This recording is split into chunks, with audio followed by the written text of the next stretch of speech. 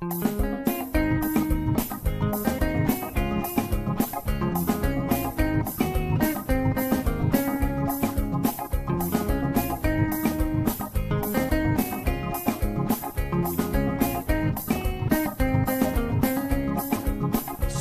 all the time is here with the cold heart true.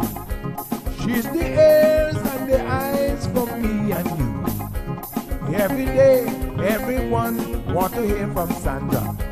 And every time on the air, she's getting better. Tell your sister, tell your brother, tell your mama, call Sandra in the morning and in the evening. They always calling Sandra. And when they start fighting, they calling Sandra.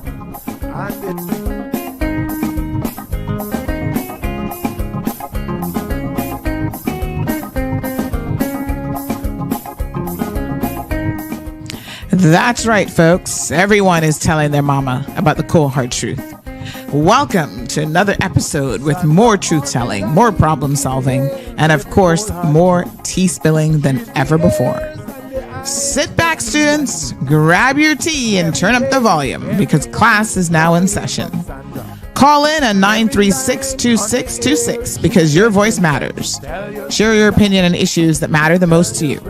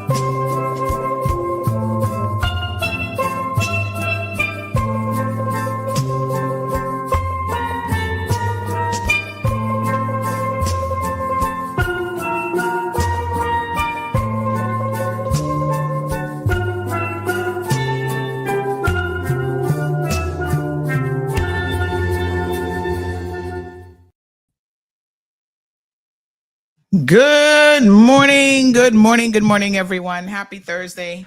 Friday part 1 is here. It's a short week, so Friday came relatively quickly. Hope that you guys are having a fantastic week so far.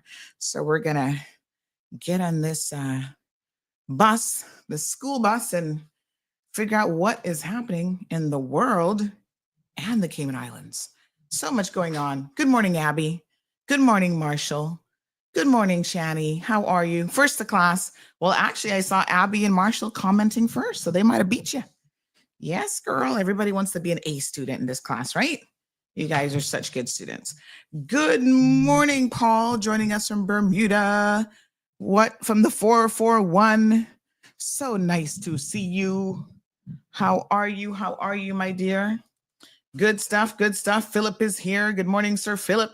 Wee Wee's in the house. Jasara. Blessed morning. Miss Evelyn. Olivia, hello. How are you? Jim, how you doing, honey child? He says, good morning with Sandy, CMR family, and a good cup of hot coffee. That sounds delightful, although I am definitely not a coffee drinker. Never did drink coffee, really. I drank it once during university, and I felt like I was about to die. Oh, the adrenaline was too much for me. I couldn't take it. I was like, ew, and it doesn't even taste good. I don't know. Coffee, liquor, I'm just not into it. Hot cocoa, yes, now we can talk, honey chill. Get me some hot chocolate, some Milo, maybe. I haven't had Milo in, oh God, probably 25 years now. But I grew up on Milo. So, you know, certain things you grew up on, you had too much of it when you were young. And you're just like, ugh, I'm done. Well, that was Milo for me. And it was also peanut butter and jelly sandwiches. I hardly have, I'm not sure if I've had one as an adult because I felt like I had way too many as a kid. Aunt Lottie used to make those PJ, what do they call PJ and peanut butter, PB&J. Yes, she used to make them a lot and I had enough. So as an adult, I was like, if there's certain things I can do without and not starve, we're good without peanut butter and jelly. Oh, she was a great cook though. I used to love her liver and onions. She did it different, but it was so delicious. Good morning, Miss Jackie. Morning, Lavana.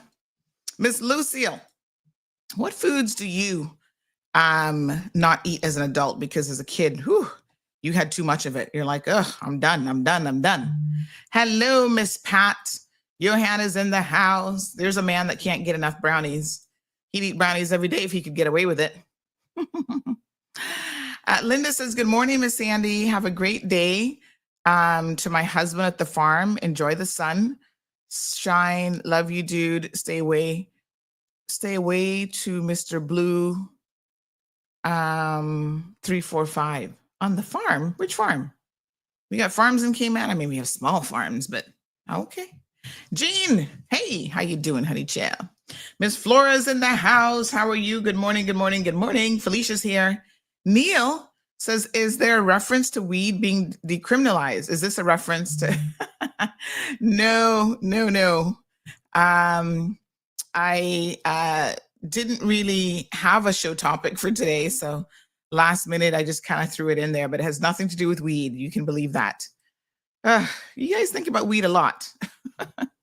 It's not something I ever think about unless I smell it. And by the way, I could swear I was smelling it in my neighborhood last night. I don't know who was burning it, but it's such a vile smell. Do you guys actually like the smell of weed? Is there anybody that likes it? Because it smells nasty. But then again, I think cigarettes are nasty. I think weed is nasty. I think cigars are nasty smelling. None of them smell good.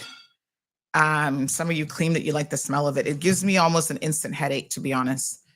Yuck. Richard, joining us from Round Rock, Texas. Good morning, sir. How are you? Dennis is here. Yes, peanut butter. Hey, Debbie, how you doing? Joining us from Thailand. Oh, Jan says Neesberry. She had enough of those as a kid. Really? Wow. I haven't actually eaten one of those in a long time. It's not because I had enough as a kid.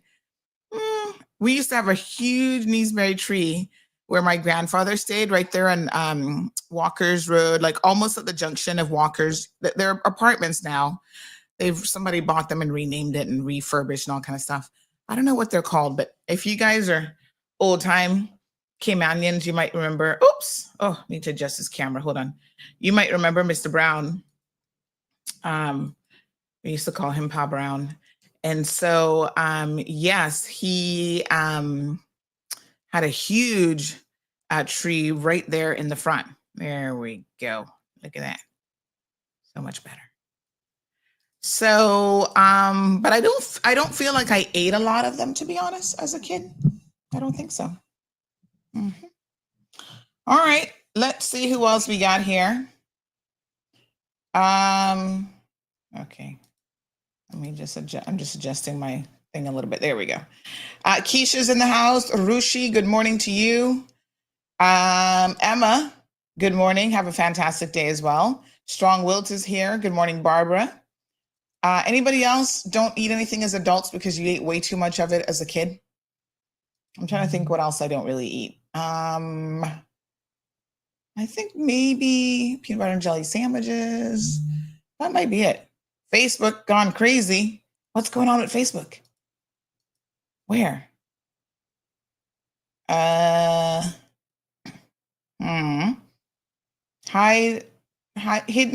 Hiding posts helps Facebook personalize your feed.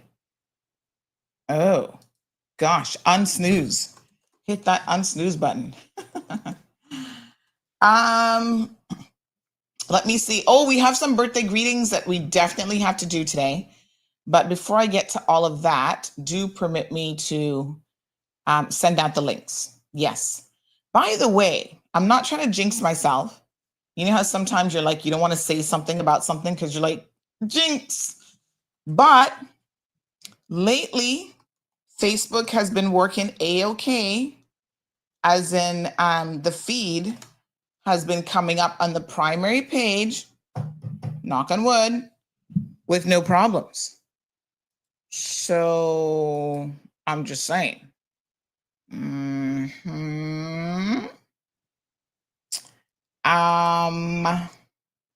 I haven't had any problems, so I'm not going to complain.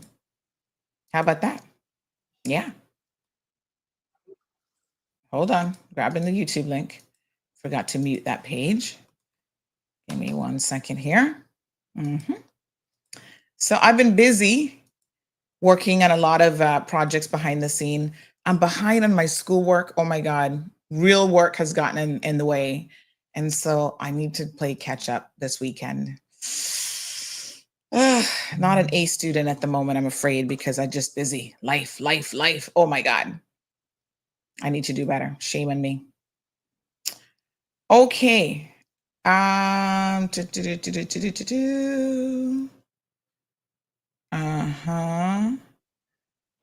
right. So I'm going to tell you guys some stuff that's been going on around the world. I feel like we've been missing a lot of world news because we've been so busy with the election. So we're going to play a little bit of catch up. There is some pretty exciting stuff going on in terms of like health related news, which I think is great. Very, very excited about. Don't forget, you can call in, toll-free number, courtesy of Flo. Big shout out to our friends over at Flo. Do you guys know, I'm going to tell you something that's coming down the pipeline. Flo is no longer in their main building. They're kind of scattered, I think, all over the place, with a lot of them now working from home, because they're building there on the junction of Eastern Avenue and what is that? Is that Shamrock? Is that where Shamrock begins? But anyway, you guys know I'm talking about, that corner. Their corporate headquarters. Apparently the RCIPS is taking that over. Did you guys know that? There's a little nugget for you. Yes, the RCIPS is taking that over for their headquarters. And so all Flo staff has moved out, and I'm assuming that the RCIPS has already started the refurbishing process. So Miss Lucille says, I love these berries. I could have one right now. K-Man 49er joining us from Miramar, Florida, says, I can do without cream corn and patty sausage. What is a patty sausage? Ooh, you might have to tell me what that is. Cream corn, really? You had enough of that, huh? Lucky Body says, I don't eat honey buns anymore. Ate way too much as a kid, and it's packed with sugar. Honey buns, okay. I feel you. Yeah, I mean, I might not eat other things because they're just not good for you, but in terms of, because I just had too much of it, yeah, peanut butter and jelly, honey chia. Joseph, good morning. Vivia, how you doing? Angela's in the house. Miss Beulah's here. Damaris joining us from Queens, New York. One Technology Square. Thank you, Jason. That's the proper name. Eastern Avenue and Shedden Road. Yes. So that is now going to be the headquarters for the RCIPS. So I was thinking about this. Does that mean that they're moving out of the Royal Bank building and some of their other satellite locations? I think that building is a couple, what is that, 3-4 stories? I'm trying to remember how many stories that One Technology Place building is. But anyway, yes, the RCIPS is going to be moving in there. Aisle 2025 says that's a hot spot for crime. So good that they're moving in. Well, hopefully, because yeah, right there is all the gambling right next door. It's across the street, down in the east. So yeah. All right. Sausage sold in the tube and you have to press it out to a circle. I'm not familiar with this thing. Sausage in a tube. That's not the little that's not the little mini sausages that Caymanians and Caribbean people love to eat. Not those. This is something else, I think. And you know how bad those little sausages are for you, the ones you open up the can. Oh, but Caymanians love them, Jamaicans love them, Caribbean people love them. But I tell you what, they're actually not very good for you at all. Patty sausage is sausage roll, I think. I'm not familiar with that, I must admit. My aunt didn't do a whole lot of processed foods. She was old-fashioned, honey child. She was in the kitchen making breakfast every morning. You had to eat your oats. Oh, you know what else I'm not likely to eat? Grits. Most Caribbean people don't really know about grits. It's an American thing for sure. But let me tell you, she was a hybrid, you see, because she went to the States when she was so young. And you know what I didn't know about her? You guys are going to find this strange because, I talk about her so much. You think I know her full life story. But the other day I told you guys I actually had a dream about her. It was a little bit of a concerning dream, in fact. But I had a dream and I got to put up my hair again, folks. I'm hot. By the way, it's not me. The AC people came by yesterday and they said the humidity in here is like off the chain. They're like, keep the windows closed, keep everything. There's a lot of humidity. So to cool it down, we got to control the humidity because I swore the AC wasn't working. But anyway, I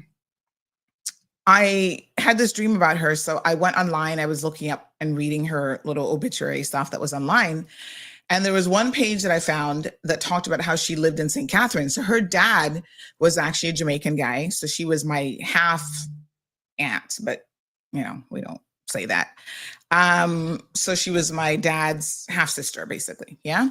So they didn't have the same dad, but they had the same mom. But her dad, who was from Jamaica, actually, she left Cayman. So she was born here, left Cayman when she was, I think, maybe 8 or 9 years old, went to Jamaica, spent a number of years in St. Catherine. And then he had moved to the States at some point and had a business in Tampa, like a couple dry cleaners. And so she went to work there and she actually trained in cosmetology school. Like, I don't remember that about her, but now it makes sense because she used to take care of my hair. Like, if you saw my hair back in the day, it was so thick and nice and luscious. And she used to spend a lot of time with it.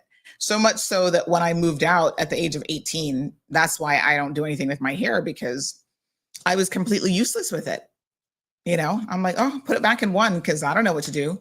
I don't know how to use a blow dryer, a curling iron, none of that stuff, because she literally did it for me. And I think during your teenage years, if you're a little girl, let your little girls experiment with their hair a little bit, because that's how they learn how to handle it. I feel sorry for Gigi because she has so much hair. You let that out and that is like, oh my God. So I don't know how she can manage that. But anyway, so she spent some years in the St. Catherine area of Jamaica. But, most of her life, she was in the US. She died, in her 80s. And she took on a very Southern way of cooking. Florida is the South. That's the South as you can get. I know some of y'all forget, but boy, back in the day when I lived in Tampa, you went to certain places like Riverview. Woo! That was Hicksville. Riverview was very country. Mm-hmm. Everybody still drive around with shotguns in the back of the truck and their Confederate flag, and you better not stare at them for too long because they might pop a N-word on you kind of vibe. But I think Riverview is maybe a little bit different now, might be more sophisticated, diversified. I don't know. Haven't been there in a really long time.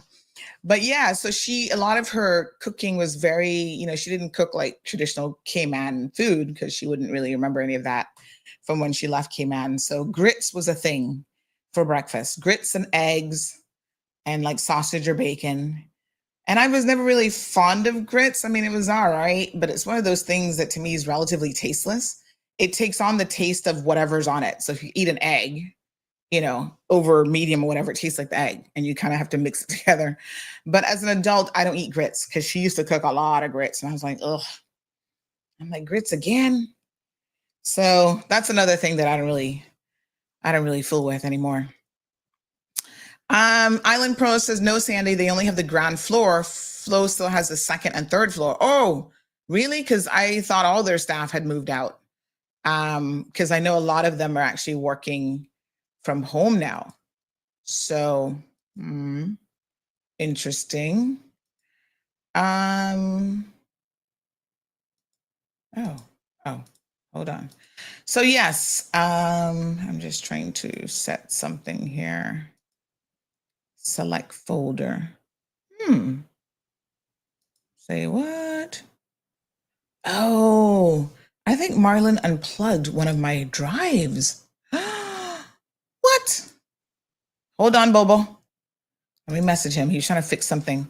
Look at the device and your IP. Did you unplug the U drive? That's my default drive for my screenshots. So you need to plug that back in. All right. He said, look at the IP address. Yeah, it matches. I don't know what's going on around here today. Oh, maybe not. Hold on a second. Sorry, I'm looking at something really quick. Yeah, no, it's the right IP address. Okay, he'll sort that out later, child. I can't be bothered with technology today. All right, just not loading in Chrome. Okay, let me copy this IP address into another browser and see what happens. Anybody else use Chrome? Sometimes Chrome is very temperamental. Weird.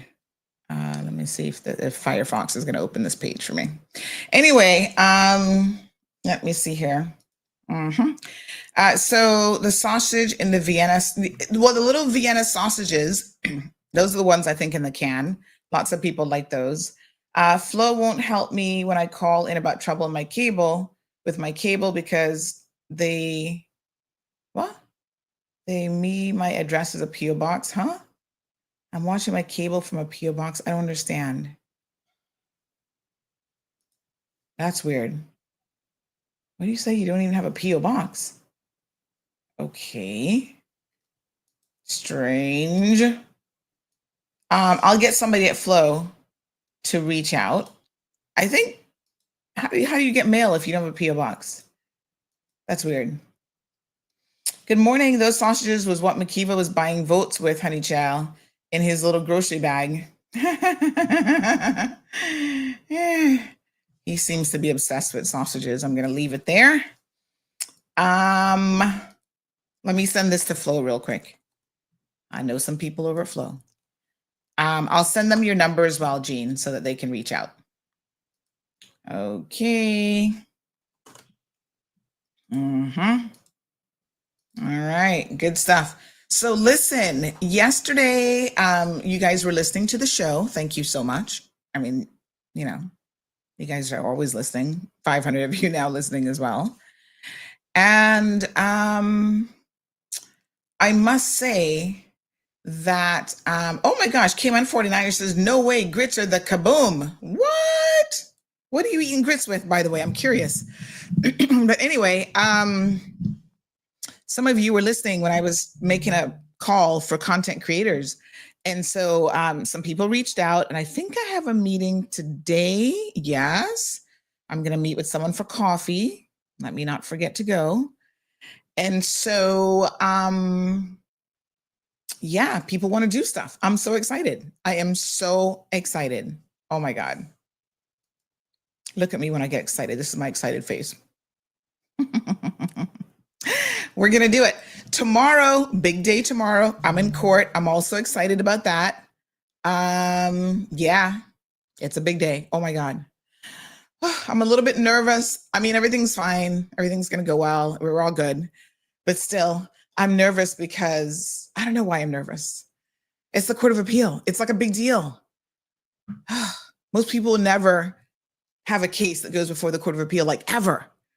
And so I feel like, wow, this is going to be precedent setting, earth shattering. They're going to lay down the law constitutionally, freedom of speech in this country. I'm excited. Come. It's open court. So as many seats as can be held, obviously, you can come. Yes. So I will be there. Come on through, Miss Stacy. Bringing me some breakfast. Come on through, honey child. We got sausages, but they're not Vienna sausages. Put this back in Gigi's room. I don't know what she's doing with that. Lately, she's been trying to make Zeus comfortable in my office, so she set up a little area for him. Can I have some of your E2ATET juice? Oh, all right, that'll do. Atu, what is it again? ET. Oh Lord, have mercy. One time we had it right, but now I can't remember. E2 OT. No. Okay, so they're from Fiji. So how do you pronounce it again? Oh Lord, where's Soka when you need her? I can't even remember. E2 Atu. Can we just call them Jamaican apples and be done with it? Ota iti.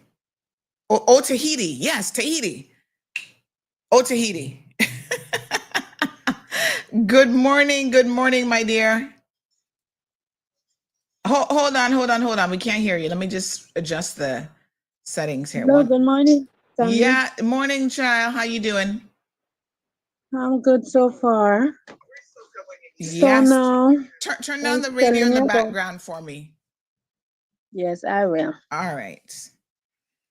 Yeah, I was telling you about my sister. Oh yes, you're the lady from yesterday. Mm-hmm. Tell me Yes, what's I'm gonna okay. have her. You're gonna have her come on. On the call. Yeah, I'm gonna have her now. Okay. All right. We got a problem to solve here today, folks. Yeah. Condensed milk, butter, and some cheese. What is that for? That's for grits? No. She made grits very plain. Southern food. Okay, honey chill. All of that in grits, condensed milk. Unhealthy. Miss Gladys is watching from New York. Good morning, Miss Gladys. It's also called Malay apple. Oh yeah, I got a mango the other day. I got to figure out. The lady told me at the farmer's market what it is. I think it's from somewhere in Asia, but it is. Okay, she will be coming on soon now. All right, no problem. Yeah, she's on now. Yes, hello. Good morning. Yes, good morning. How are you? I'm good. That's wonderful. So your sister called us and said that you are having an issue. So tell me what's going on. Well, I have been working for a couple months for this employer, which he hadn't paid me as yet. Mm-hmm. I don't know when, but it has been months now. And when I started working, he said he was getting cynical insurance. Mm-hmm. And every time I asked about it, he said that cynical hadn't approved the insurance as yet.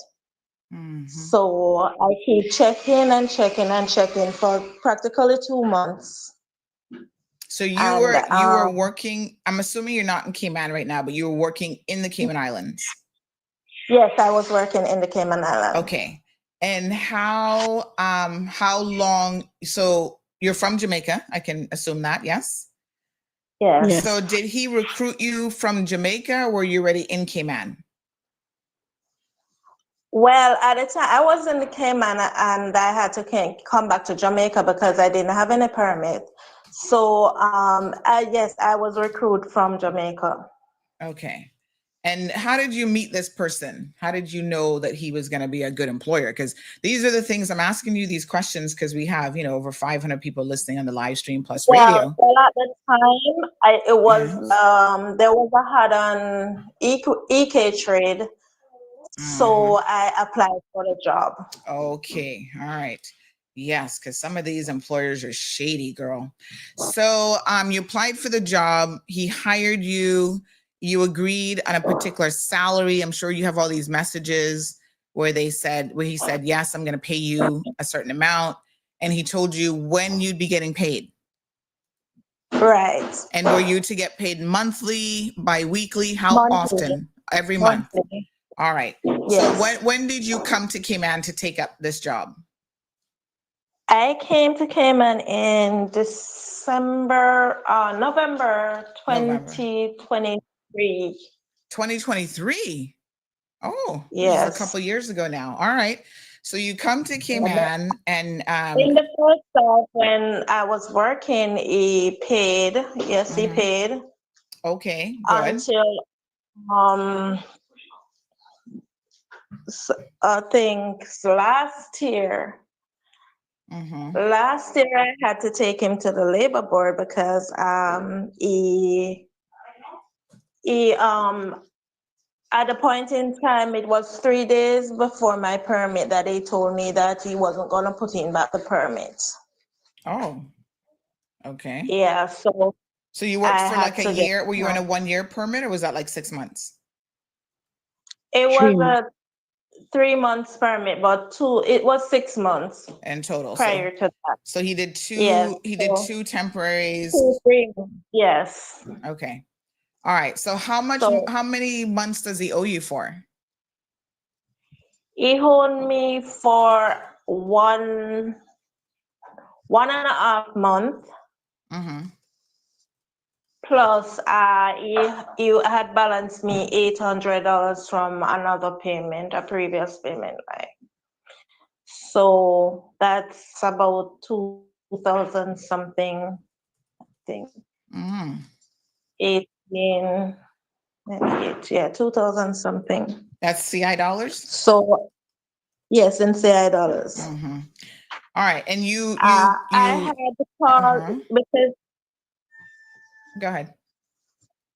Yeah, I had called Cynical to ask about the insurance, if he's getting paid, because he continued tell me that the insurance hadn't approved. So I called them and they told me that the employer had to deal with that. If I'm not getting paid, I have to take him to the labor board.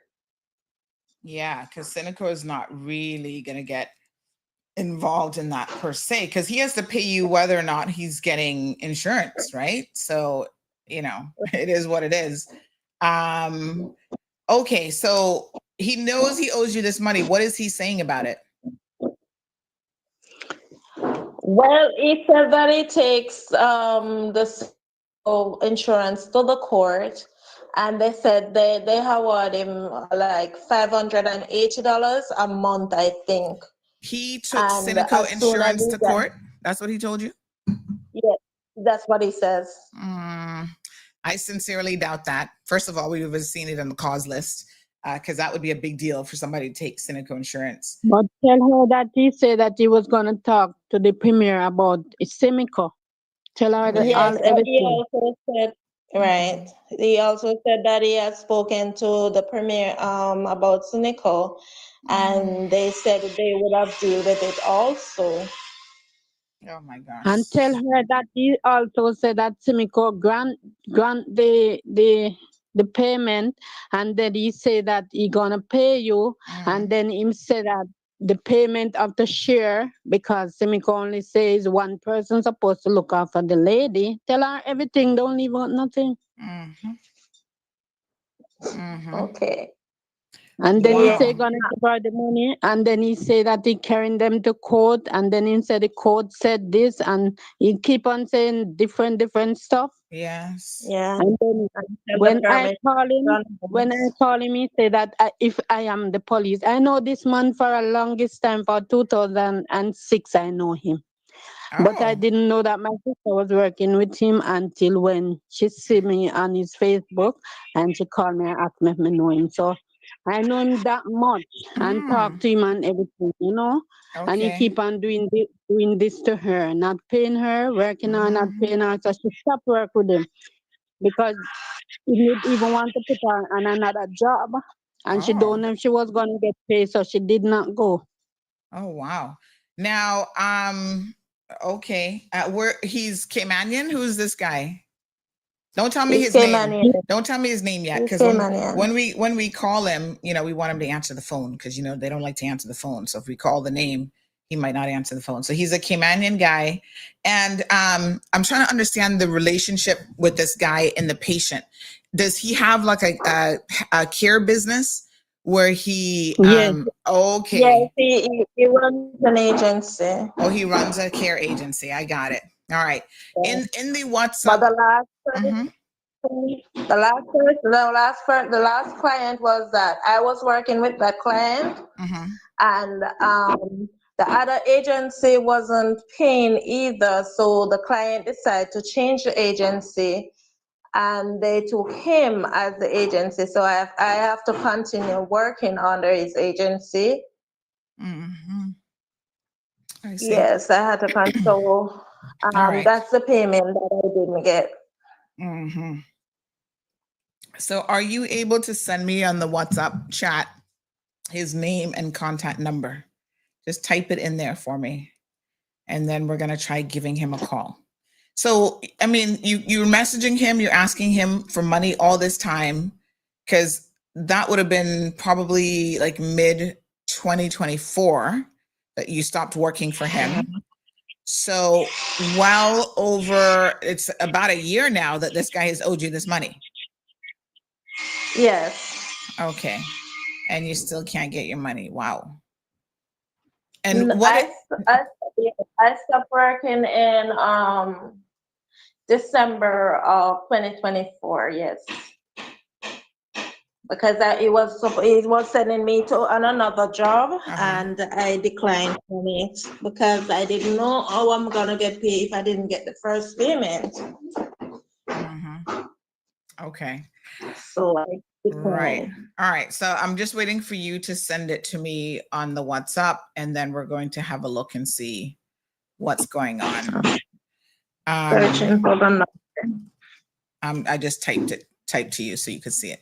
All right. So wow, that's not nice. So you went back to Jamaica then, and you're back home. Yeah, I'm back home now. Okay. And she still have bills here to pay also. Yeah. Did you try to contact the labor board here? What did they say?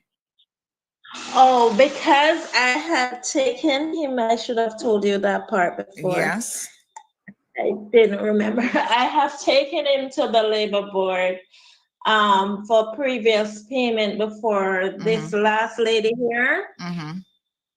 And they had awarded him to pay me $800, which he didn't pay also. But the thing is, I didn't have a permit at the time. While working with the lady, my permit was going to run out. So I didn't have anybody to put in but the permit. He agreed to put in but the permit if I dropped the case against him. Lord Jesus. So you dropped the case? Yes, I did. Well, I'm going to give you and everybody else a piece of advice. When people show you who they are, believe them. If someone is going to do that to you and owe you $800, it's no wonder now you're in a situation where he owes you even more than that, because that's who he is. He doesn't sound like he's an honest employer. So you should have never, you should never have dropped the case against him. But that doesn't mean that you couldn't go back to labor board and start another case, mind you. But all right, let's give him a call. Let me see. Well, I didn't call. I didn't go back. Still, I'm not gonna lie right there. I didn't go back. Yeah. But I told her to go back. You should have. You You should don't have. listen. Yeah. All right, let me Yeah. because you see, if he doesn't pay, then he would be liable to go to court. And even for that $800, that kind of sounds like coercion to me. I'm just saying, you know, I'm not a qualified lawyer, but I do have a law degree. And what I would say to you is that sounded like coercion, what he was doing, forcing you to drop the case in order to continue to work. So you can still get him on the hook for that $800. So we're going to give him a call now because he better know what is really going on. Okay. I see the name, and I'm going to send you a picture of him because I want to make sure that we're thinking of the same person. So you look at that picture and tell me if that's him. Is that him, honey child? Yes, ma'am. He's same That's one. him?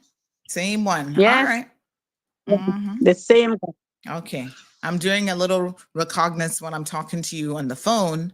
I'm having a look at who he is and what he's up to. Okay, I Yeah. see him. Mm-hmm. Same one. Mm-hmm. Yeah, look like him living good life still. Yeah, and when you're calling him, telling about his daughter sick, his rent to pay, this, that, and you have your rent to pay too, and you have your business to take care of. It's like you must work with these people without pay, and that is not fair. All right, hold on now. I see. Oh, he's from East End too.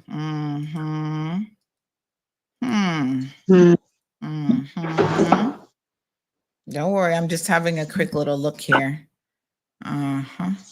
Wow. It's not fair. I talked to him and I said, no, my sister need to get something. Even when she going down, he say gonna catch something and give her. Until now, and we're still waiting. All right, hold on one second. We got a phone call. Morning.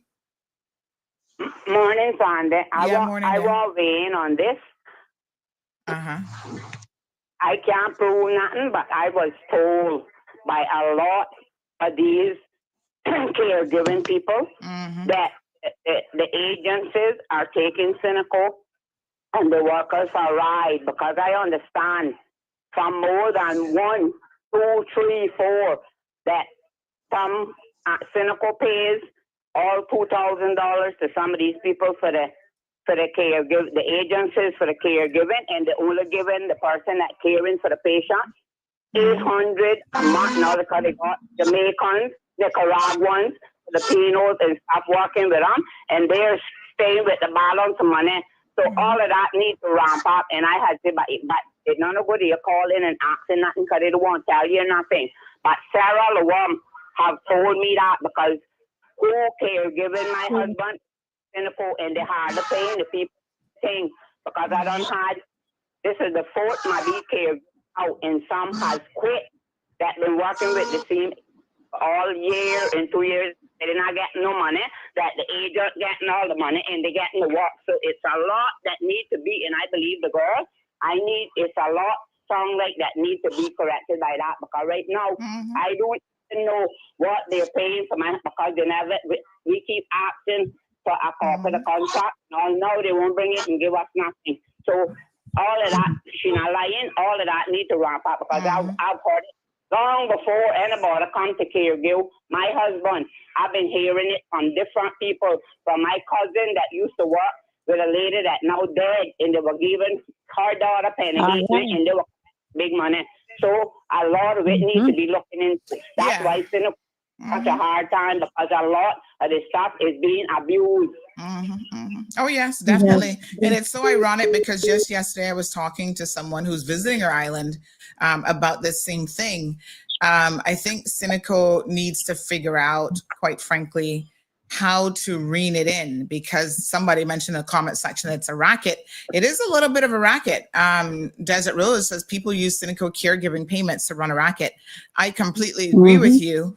And Cineco is making these payments, and unfortunately, they don't have any clue even what's going on. Like Cineco will approve 2 caregivers to work round the clock for a person, and they will have one person working half the time for bare minimum, and the sick person doesn't get the full coverage. So it's a mess. Good morning, caller. Good morning, honey child. How are you? Good morning. Not too bad. How are you? I'm blessed and highly favored beyond all measures. Honey child, this is something like the latest said been going on for years.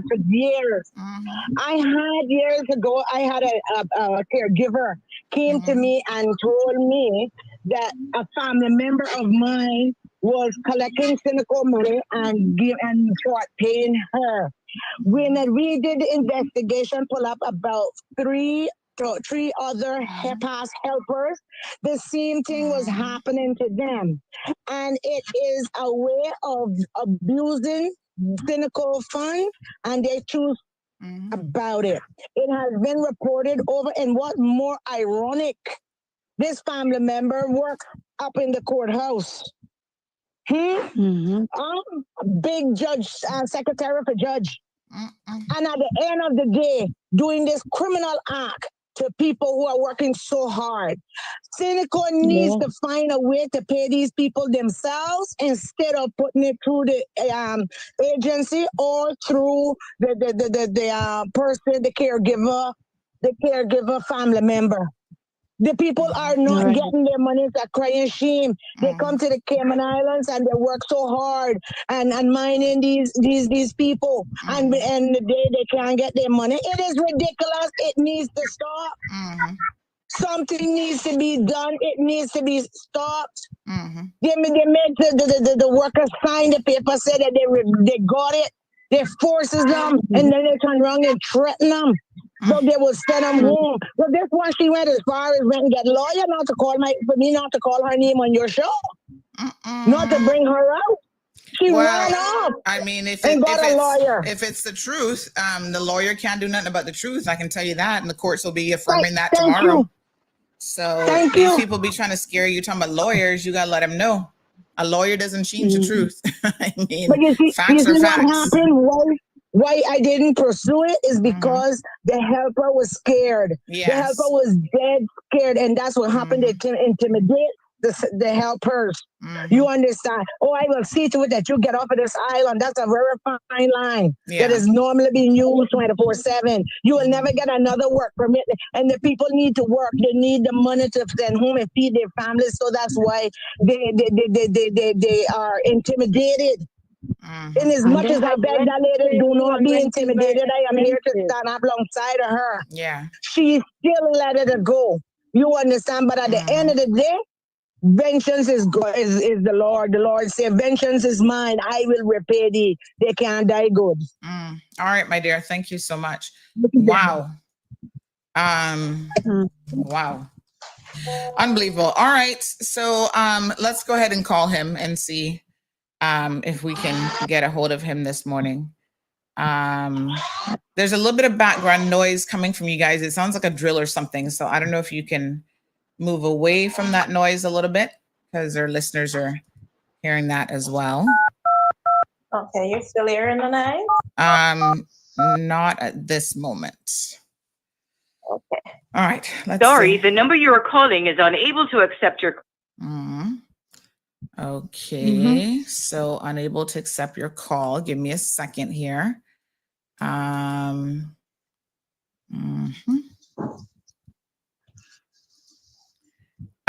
does this person have an office anywhere, or is he just operating this out of his house? Somebody says regarding Cineco, I know it's hard for caregiving companies because Cineco doesn't disperse payments until 6+ months after it is owed. So owners of the caregiving companies have to find the funds to pay staff before it's recovered. Many caregiving companies have to shut down because they don't have the capital. 6+ months is a long time to wait for payments when you have a business to operate. Some complaint people have with NAU And the same complaint, sorry, people have with NAU and why they don't take people whose rent is covered by NAU. So this is something that when you get into the caregiving business, I suppose you make sure you find out these things, because everybody thinks throwing up a caregiving business is easy and it's quick money and it's good money and whatever.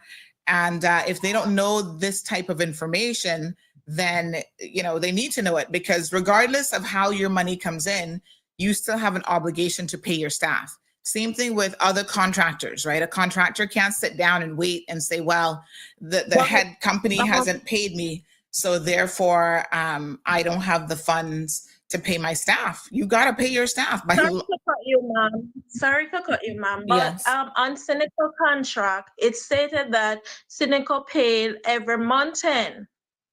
Well, they might say that, but the reality is it's government. So I can tell you, having worked with government myself, they don't necessarily pay, you know, that's the terms of their contract, but they pay when they pay. So that's not entirely, I can tell you for a fact that that's not entirely accurate. But nonetheless, yes, but nonetheless, my point is when people get into this business, they should know what they're getting into. So, you know, if you got to float your stuff for 6 months, then it But is it's more than 6 months now. No, man, I understand that for sure. This is ridiculous. But the thing is, I can understand. Hold you on. say that the Cineco grant. One so second. when the Cineco grant.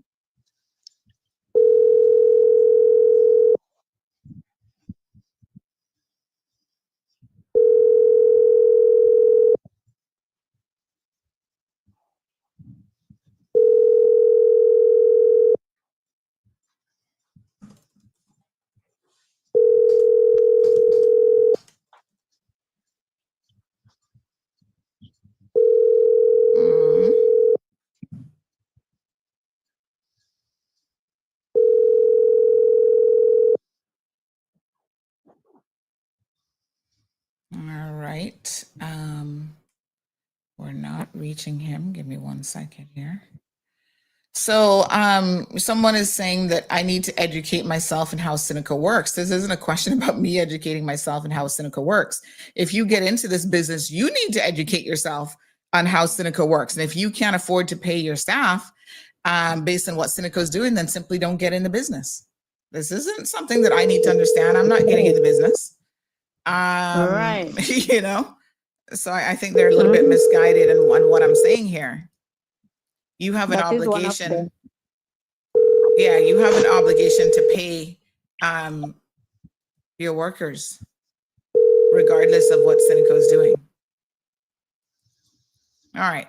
He's not answering this morning, so we'll put out a public call for him because I'm sure people know him. Can someone please help me find this man this morning? Kimanian from East End. His name is Leon Connolly. Mr. Leon Connolly. Hold on a second. Give me 1 second here. Mr. Leon Connolly, can you please pick up the line 1? It's Cayman Mall Road calling you. We'd love for you to pick up the phone, sir. Leon Connolly, manager of, what's the name of his company? Cayman Night Group. Mr. Leon Connolly, manager of Cayman Night Group. Kindly pick up line 1. It's the cold hard truth calling you this morning. Hopefully that'll do it, ladies. All right, so I'm looking at Mr. Leon, and he seems to be a big fan of Kenneth Bryan. He posted on April the 29th, that would have been the eve of the election, that he believed in Kenneth, and he was calling out Dan Scott. And let me see, calling out Dan Scott and other people. So, you know, sir, maybe you need to call some of your political friends, because you said he told you he was going to reach out to the premier about Cineco. So he looks like he has political connections. Even worse, he says, Kenneth Bryan, you have my vote. And I will say, I don't believe in the PPM as a whole, but I know you will continue to do right by your people. He goes on to take a jab at Wayne, talking about your politics is corrupt. Dan Scott, I see you as another Wayne. PPM, you guys are not much better. Coalition is the best. Then he talking about he's voting for Kenneth for premier. J. Ebanks, Alric, support him and keep him straight. I just called out my only choices in this election. Well, honey child, how about the choice that you have right now post-election is you need to try to pay your bills that you have owed for all of this time? Because, now everybody's sending me all of your business and I'm going to start talking it. And the more you let me talk without calling and giving this woman a firm confirmation of when she'll be getting her money. I talked about him before. Oh, geez, peace. I was wondering, when I saw that name. Oh, he was the one with the Filipino lady that claimed that he didn't know what was going on. Oh, Leon, you're on CMR yet again this morning. Thank you for reminding me. You see, so many scammers. I can't remember all the time who these people are. Yes, now that you mentioned it, I remember that conversation. Let me see. Now, you started the call, so I think you might be the only person that can add Leon to the phone. Let me see if I can add Leon. No, I don't think I can add him. Can you try adding him to this phone call? I have him saved in this phone. Yeah, try adding Leon. Oh, Leon, you're coming with more lies from me again this morning, aren't you? Oh, people say he's a thief. He used to work for government and he's a thief from the post office. Oh, Lord. Leon. Surely him, same one. Same one. OMG. Oh.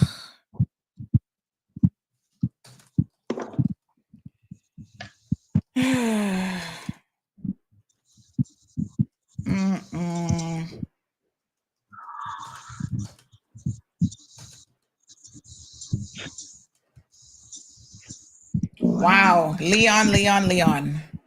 OMG. All right, let me try. Somebody's given me another number for Leon, so let me see.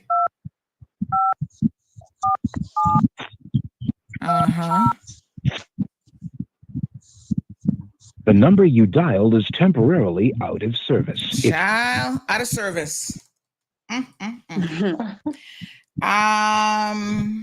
What a mess. Leon, you need to answer the phone. OMG. No, sir. Leon, you got to do better. You have got to do better. Oh, my God. How many people? It's not only one, it's not only two, it's a lot. Oh, my God. Wow. All right. So this person says, Leon is the guy that you talked about before, taking out permits when he was working with a Filipino and taking people's money. Remember? Thank you. Thanks to you, I remember now. OMG, everywhere he has worked, he was fired for stealing. Don't trust any man who plucks his eyebrows, says this person. Same way. This person says, morning, Sandy. Gosh, I love you. Aw, thank you so much. Now, can someone please have Leon call me? Because Leon, you're beginning to get a very, very interesting reputation. They say once a thief, always a thief. Leon, come on now, brother. You're making Caymanians look bad. We're not very proud of you at this moment. OMG. Leon, we know the number is working. I see the message has been delivered to you. And you need to call. This is ridiculous. How many people are you going to do this to, Leon? Now, here's what we're going to do. Caller, we're going to give him an opportunity because I'm sure he's going to call today with some Cry Me a River story because he did before. Oh, it wasn't his fault. And he don't know that the Filipino was taking money from people and he's told her to pay it back and blah, blah, blah. Pure lies. And I tell you what, if he doesn't call today and get your money sorted out, you have got to make a complaint to the Labor Department. That's what they're there for. So that means, honey child, that you are going to email them. I will get you a contact number for them. You're going to email them, lodge your formal complaint, and then Leon is going to be dealt with. You see, you cannot allow people like Leon. I thank God it's not Leon Gold because he's another hot mess. But you can't let anybody do stuff like this and get away with it because they don't stop. They just move on to the next victim and the next victim and the next victim. So a victim has to stand up and say enough is enough. And the only way that you can really do that, well, you call CMR, we gotta definitely expose him. The other thing I would like to see happening is the legislators need to change it. That when people like Leon continually have these labor infractions, number one, they should not be able to get work permits. And number two, they shouldn't even be able to get a business license after a while. So we gotta try another. Good morning, caller. Oops. That one. All right, let's try another number for Leon. What a mess he's in. Messy, messy, messy. He's not fair at all. He's not a fair person.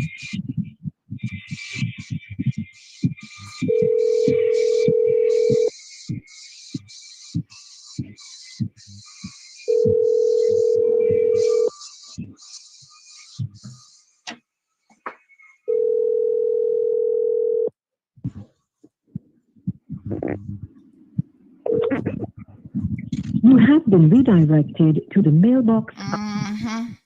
Leon, answer the phone this morning because you just gone to the next level. Natasha says, CI government are known as bad late payers, and this affects the service providers. Yes, that is true. I mean, they're going to take a while, but once you've dealt with them and you know this, or you're thinking about opening up a caregiving business, you need to investigate all of these things beforehand. And my point is, from a business perspective, you need to have the necessary liquidity to be able to pay your staff. And so I get that that's not easy for everyone. Well, that's why everyone's not a business owner. I mean, and you pick your business. That he's not making nothing from the business. Well, that's not your business. That has nothing to do with you. If he's not making any money from the business, why is he in business? What does that have to do with you?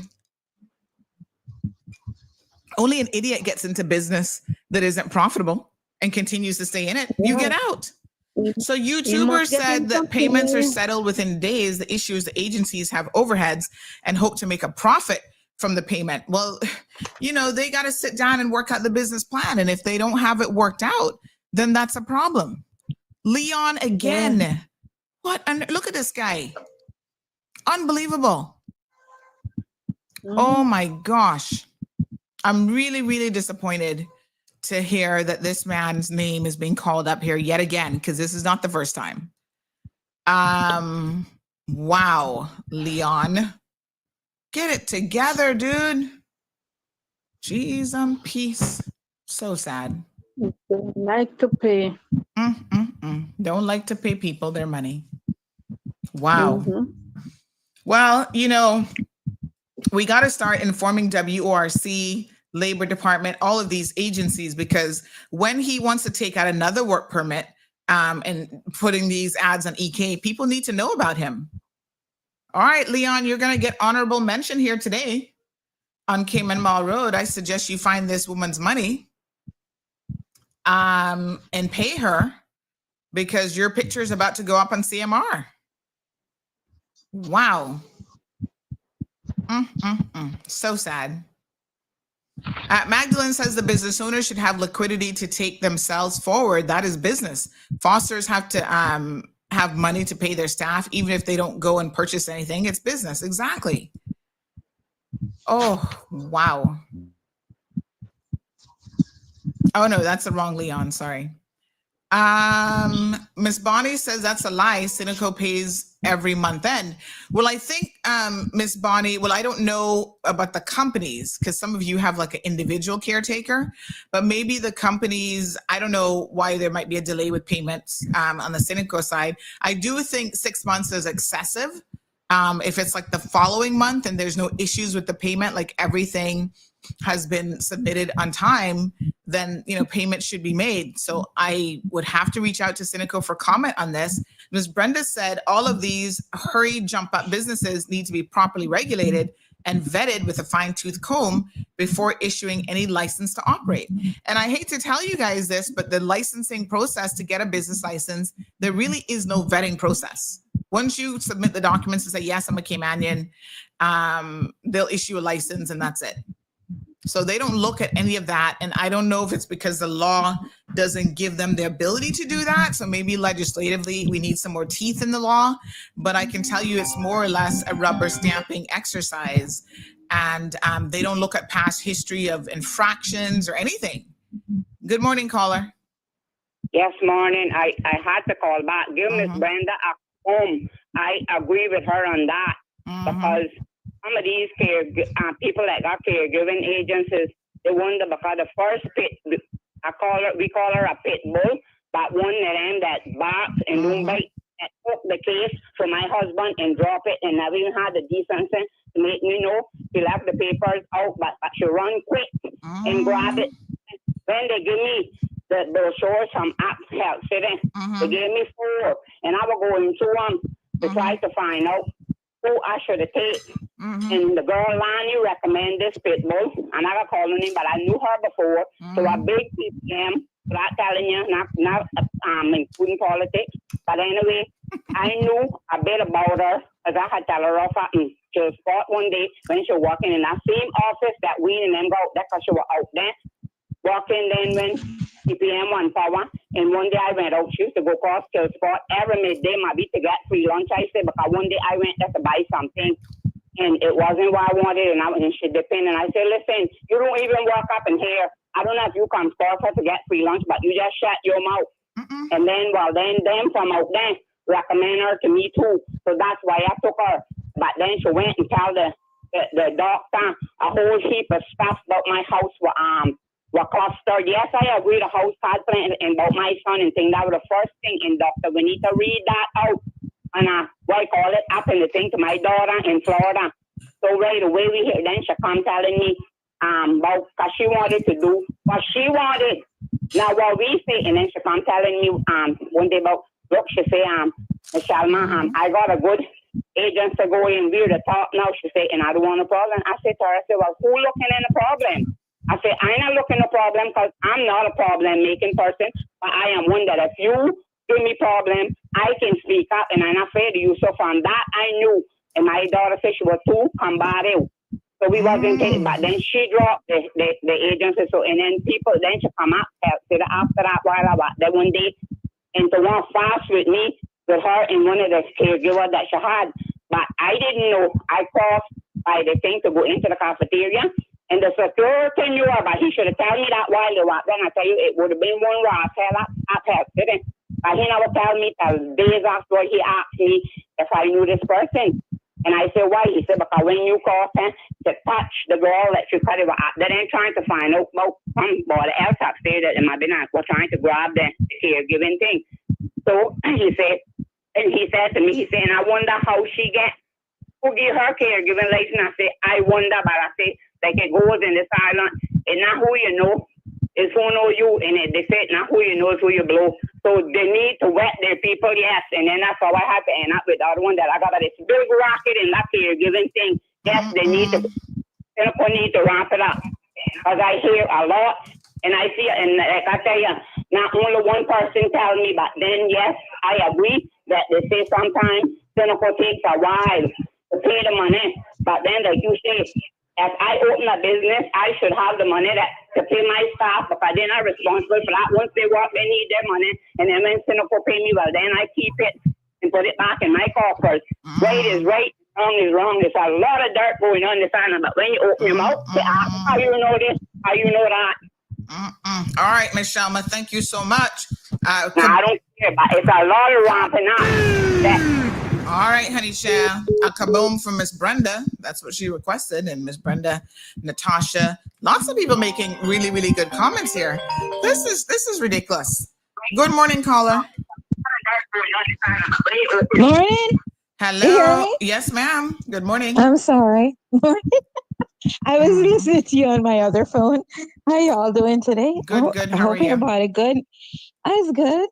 Yes. I just had to chime in on this cynical situation with caregiving. Well, first of all, people need to understand who accept the stipend, because cynicals assistance with caregivers is a stipend. It is not their wages. And that seems to be what's fooling a lot of people, that they're waiting for Seneca to pay their wage. No, Seneca assists their member depending on the category of home health care. And there are 3 categories of home health care that they offer. And the bottom category pays $1,200 a month. That came up from $800. Imagine that. Anyways, they've increased it along as you go along because the need becomes, the caregivers need to be paid. Well, people who are members of Seneca and they acquire a caregiver and they then apply to Seneca for the stipend, they have to understand that stipend is just to assist the member. It has nothing at all to do with the wages of the caregiver. Nothing at all. And what I found up here, especially in the BRAC, was that people were waiting to get that Seneca check and it was always late, and that's all they're paying people is that $1,200. They don't understand that a caregiver is there caring for your elderly parent or family member or whatever, and they're people you don't want to care for, so you hire someone to do it. And in the BRAC, what I found when I got here, and which this is where I see Seneca drops the ball, because even though they're providing that stipend to the member for a caregiver, they're not investigating those homes that those caregivers are in. Sandra, up here, I found a caregiver working in a home 7 days a week for a person who was bedridden 7 days a week. They got no break, no day off, nothing. They may have gotten a couple hours on a day during the week if they had to go to get something done personally.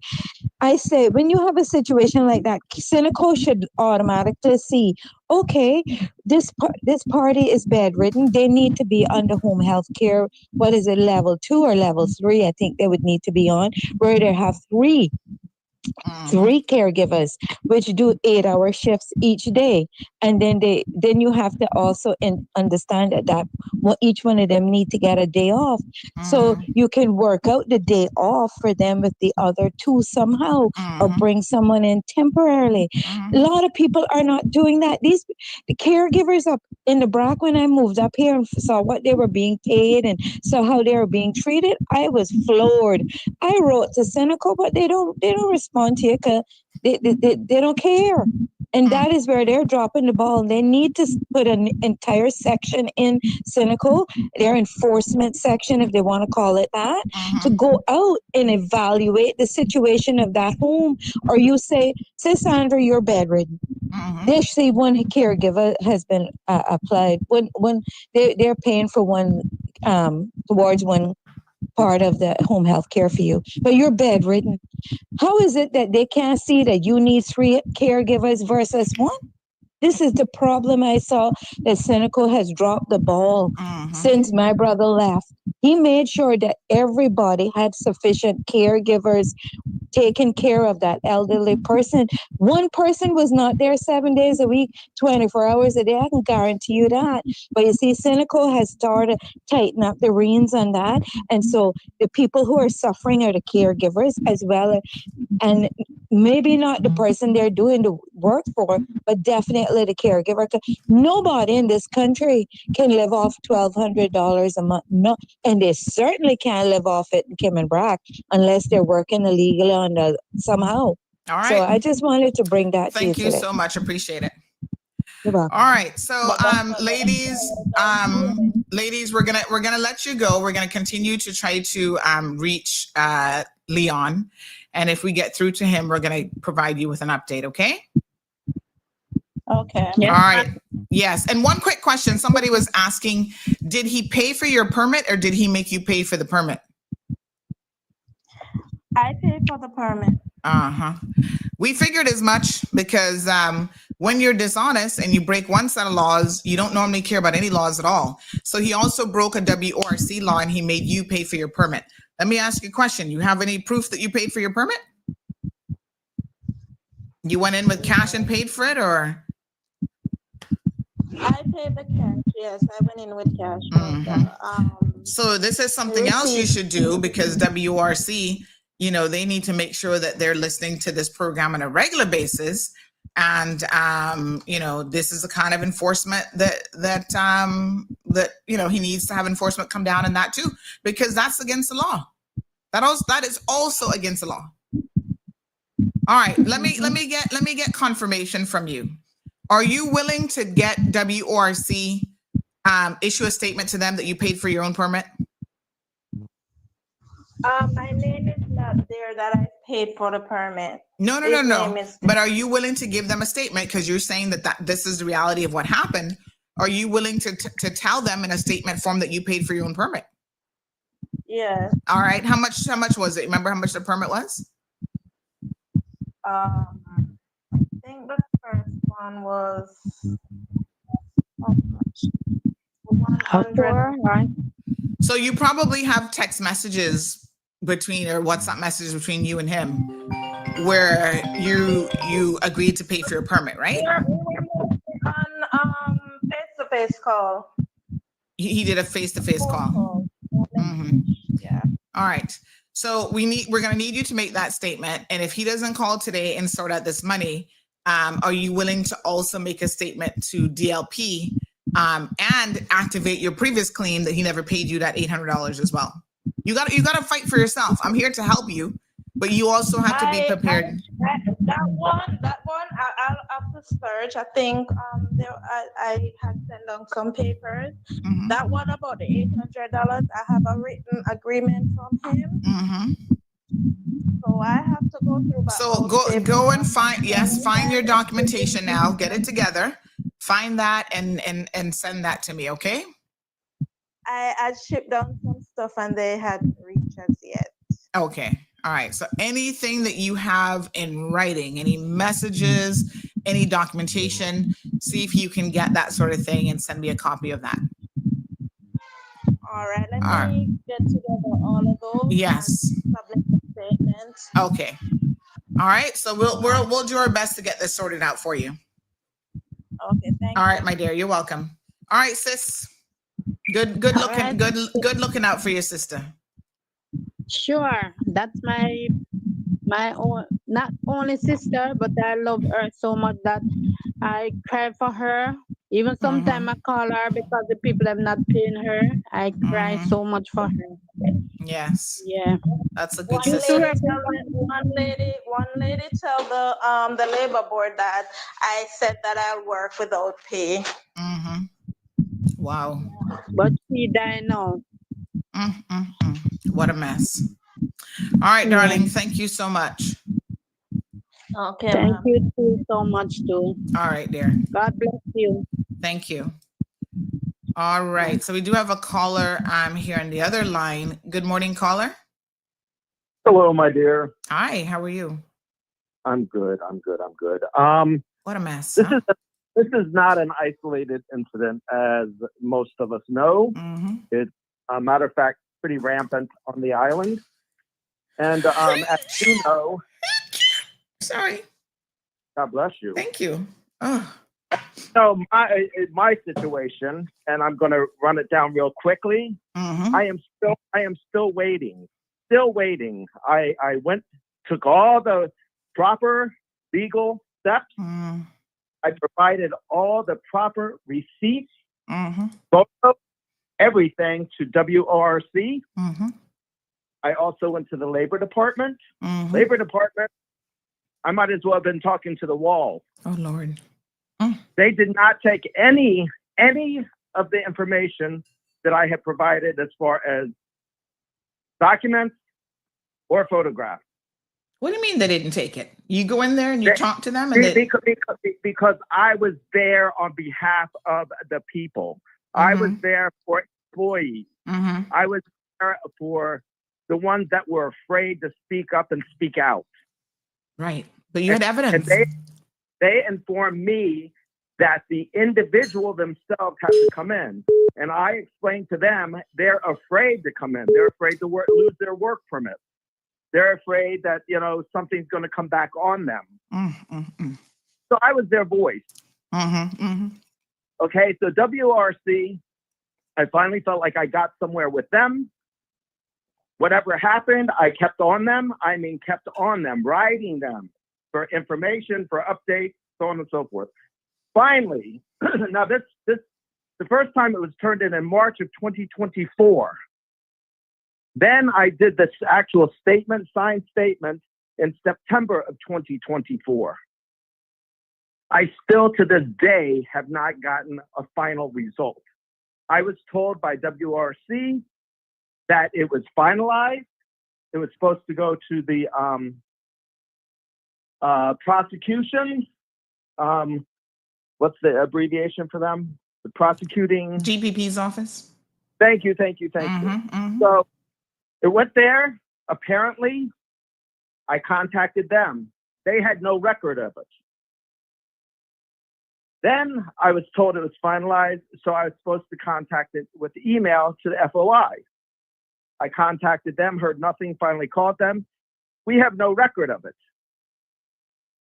So I went back to WRC, and I am still waiting for an answer of what the outcome was with my situation. It's very, very aggravating. Excuse me. I've done all the work. I did all the footwork.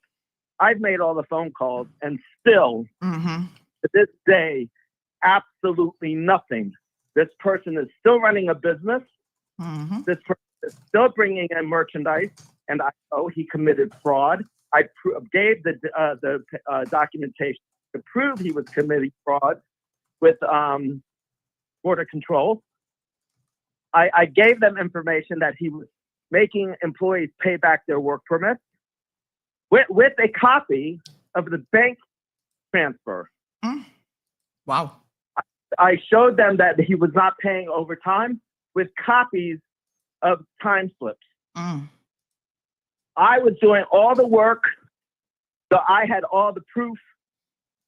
And this guy wanted to continue acting the way he was, being unethical, a liar, stealing from the government, treating employees in a state that I can't even explain. This person is no man. I won't call him a man because he can't face the truth. Now, Sandy, you and I know that we had spoken that I was going to come on your show. We were waiting till this was finalized. What is today's date? The 8th of May, yes. 8th of May. So this all started September of 2024, the beginning of September 2024.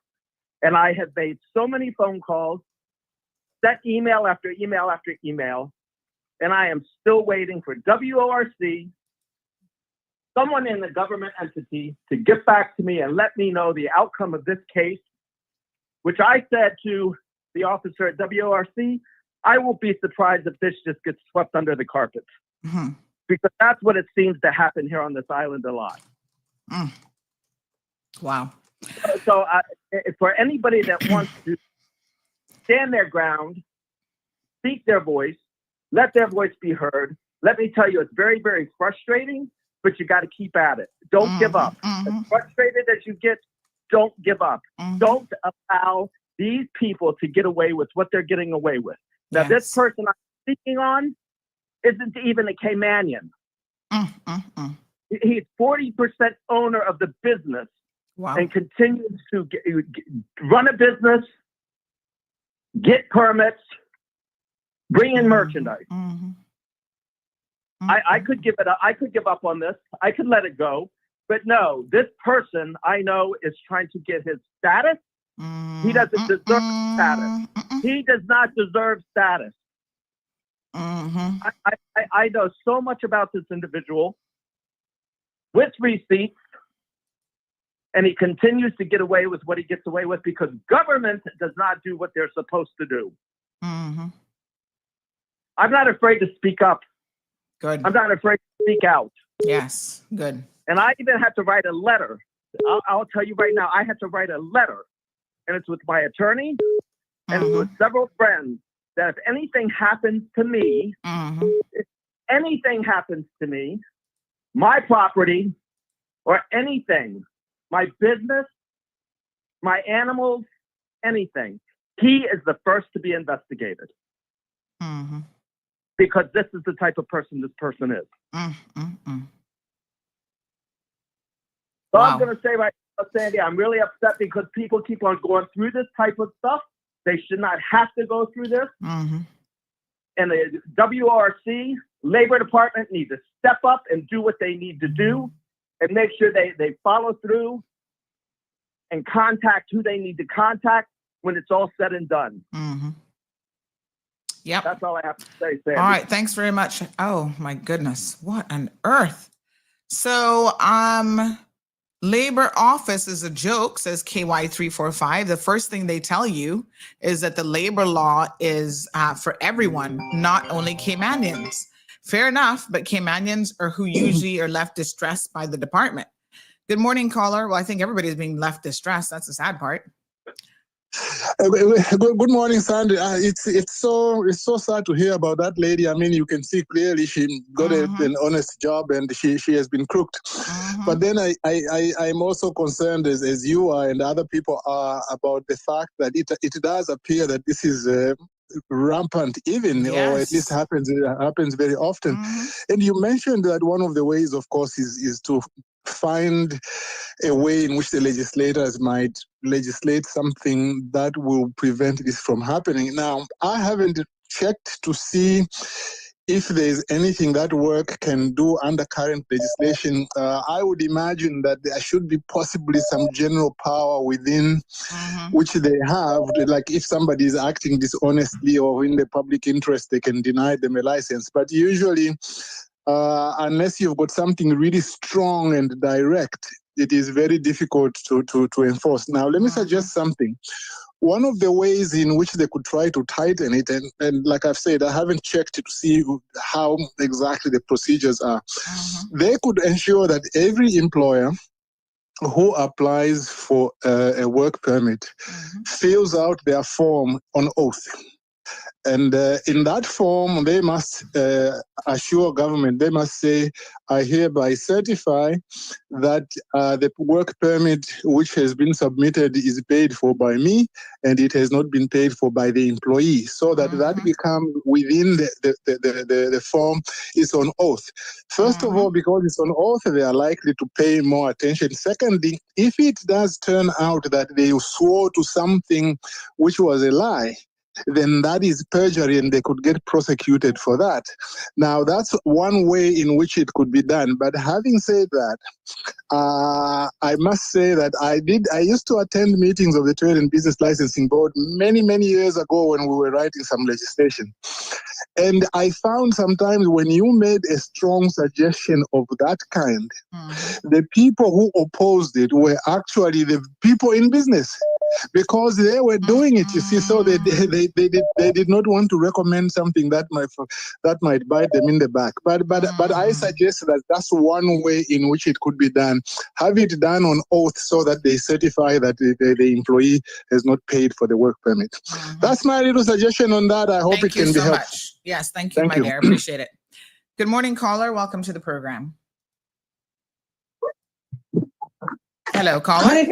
Hi. I'm back. Oh, yes. The situation with the corruption, that's another thing have been going on for far too long in immigration. This is one of the things that I was speaking about in my campaign, while I was campaigning, that things as such would have come to a stop. Because look at this. I personally am aware. Years ago, I was working at the Ritz-Carlton. There was a director. He was a hotel manager, and they moved him over to being director of the residence without a work permit. Fired a young Caymanian. I called in immigration. Immigration came and found that he was working without a work permit under that remit, and they arrested him. And after they arrested him, they told him that he could not come in the vicinity of Ritz-Carlton within 2 weeks. Within the 2 weeks, the man had the permit for the same position he was arrested in. And ironically, I going through the voters list, and this man is in my constituency on my voters list. How you figure that? They need to scrutinize immigration. They need to remove these people on these boards. They need to change immigration heads. They are corrupt.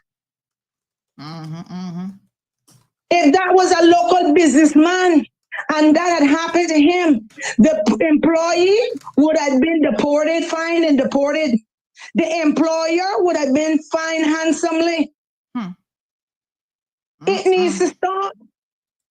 It needs to stop.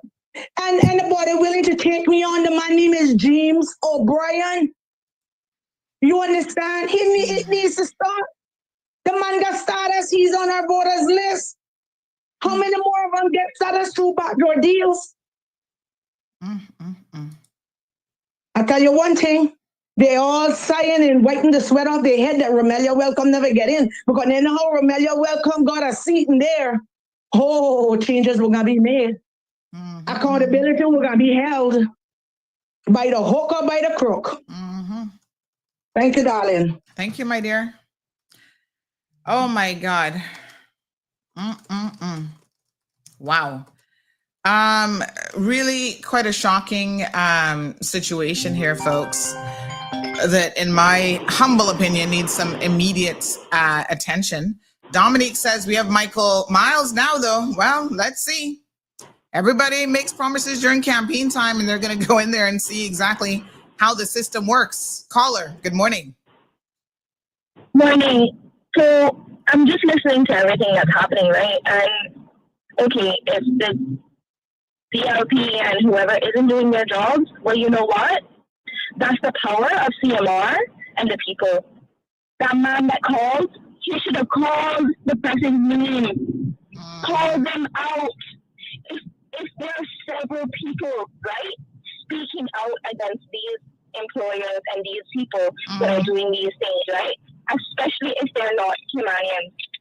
Several people speak out and come with the receipts, show it, post it online, and then let the people boycott them. Boycott them. If the government or whoever is not going to hold them accountable, then that is your job to do it then. If you're being taken advantage of, call the people names.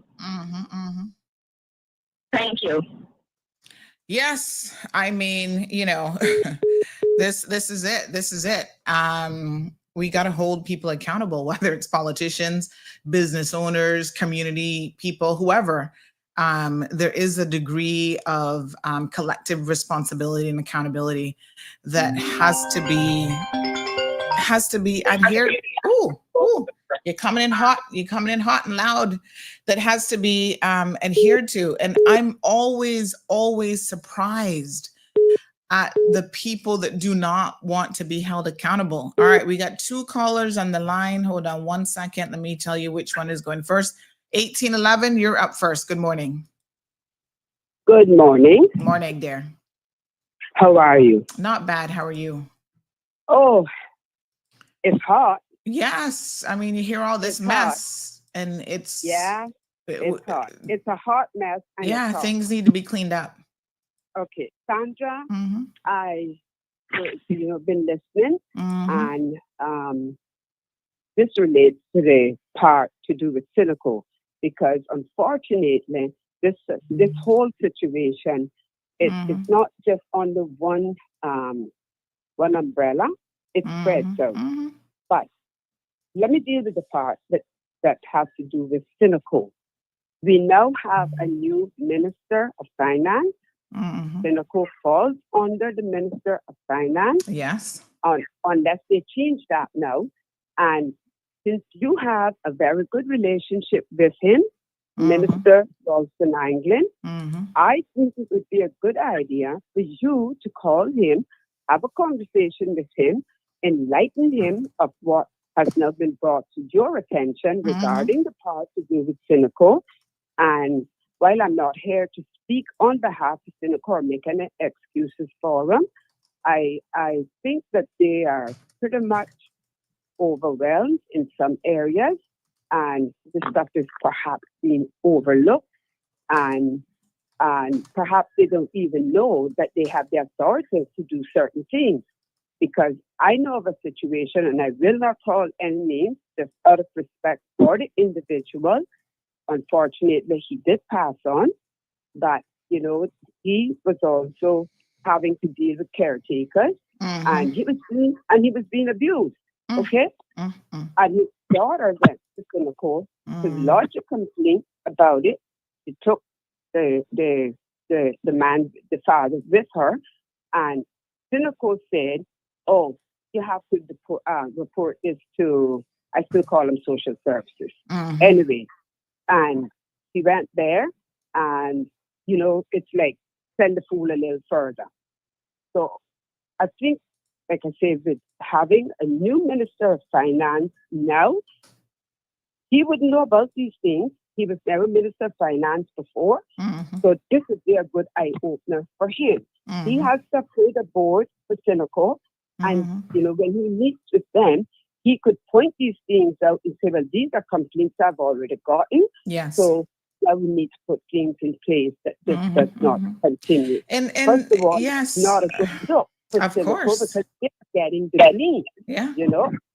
And then, of course, as far as labor is concerned, the problem that we have with labor is that we have a dinosaur labor law, and every time anyone has been bold enough to say this needs to be updated, then the people, as that other gentleman said, that it will apply to an effect. They come after everyone, and it stops there. The last time, at least that I am aware, that the labor law had been overhauled and changes were being made was when Minister Roy Borden was the Minister of Labor, and they fought him down and fought him down and fought him down on it. And to the best of my knowledge, and I'm now going back to like 2000, 2001, that never changed. So the same labor law that we had from the time it came into existence is what we still have. And it needs to start there also. But like I said, maybe they need a special board just to be overseeing all of these things that are connected but fall under different ministerial ministries, on the different ministries. So, I mean, if I could speak with them, that would be my recommendation. Thank you, my dear. We do have another caller in the line. Good morning, caller. Welcome to the program. Yes, and it's me again calling back. Excuse me, to the young lady who called previously to the last lady. You and I know, and we spoke about it, that the reason I haven't called this person out yet, because I was giving the benefit of the doubt to WRC to get me all the information to finalize it, so that we can expose this individual. Right. I don't have anything to hide. I'm not afraid of anyone, but I want to make sure that I do it right. And just so that young lady knows, not that I'm not going to call him out. I am going to call the person out. I just want to get all information finalized. And then we can do it. All right. Because this person definitely needs to be stopped. There's too many victims of his by him not paying their overtime. A couple of people not their vacation, people not their final paycheck, having people pay back their work permit, and not paying them their bonus pay. I know that for a fact. So yes, we will call him out. All right. Just give me a little more time. Thank you so much. I appreciate it. Yeah. So, folks, here's the thing, right? When we, even here in CMR, when we seek to call people out, they will do everything to try to stop you. So the people, some of them lawyer up. They, oh, that's not true. They run over with their lawyers, civil suit, Remember now, I have been criminally charged and convicted, and that will be overturned tomorrow, God's willing, for calling out someone in their community who, if you even knew a fraction of what I said about that person, all verified, all true, it is shocking that anyone would sit back and defend the likes of Matthew Leslie, much less prosecute me for calling him out and for doing a show on him. But that's exactly what happened. You know, I met with my lawyer the other day, and we were going through some of the evidence bundle. And I was showing him the text messages from numerous young girls when they were 14, 15 years old, 16 years old, how this man was approaching them, offering them money and all this kind of stuff. My lawyer's mouth from the UK dropped open. I won't tell you what he said, but he was like, why are your police not doing anything about somebody like this? How is it that they come after you for speaking the truth, and then the judge decides that the truth, he said the truth is irrelevant to the charges that I was facing? Have you ever heard of such a thing? How can the truth be irrelevant? The truth matters, right? And, you know, if it was just the sexual stuff, that's horrific enough that he's doing all this stuff to young girls. But in every aspect of his life, this man is a wrecking ball. Business, don't ever get in business with him because he's going to take your money and burn you. Personal life, everything. So the podcast that I did that landed me, you know, with a conviction about this person, just absolutely shocking. Let me tell y'all something. I cannot sit here and tell you that there's not a price to pay sometimes for speaking up, for calling out wrongdoing. But what I'm here to tell you is you have to do it anyway, because the world doesn't get any better when we sit down. What's that quote about when good men sit down and do nothing? Yes, that's the problem, right? If the bad guys are 10%, 15, 20%, but good people sit back and do nothing about it, they win. So you can't do that. We have an obligation. Edmund Burke, the only thing necessary for the triumph of evil is for good men to do nothing. And that is true. Listen, Caymanians, non-Caymanians, anybody who's here that wants to have this island be a better place, this world be a better place, you have got to find your voice to speak out. I'm not telling you it's easy, and I'm certainly not telling you it does not come without risk. I get it. I understand it. Been there, done that. I've felt it.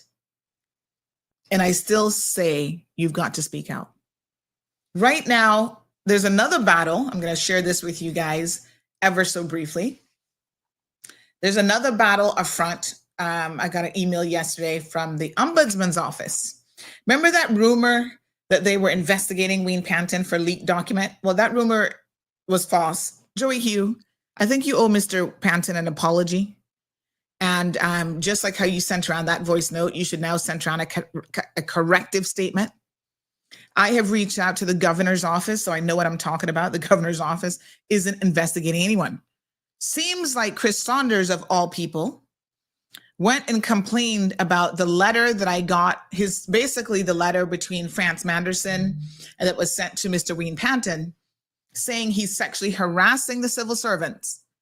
He's complaining that that is his personal information. So now he complained to the governor's office. The governor's office passed it on to the ombudsman's office, claiming that his personal information has been breached. Every single one of you who voted for this man, I wish it was 9:30 right now because I'd be giving you some choice words here. Every single one of you who voted for Chris Saunders, you should be slapped outside of your blinkety heads. Okay? He is a blinkety blink, begins with a P-U, fill in the blank. So now he's complaining because he never wanted the truth to come out, because he had lied to so many of you, right?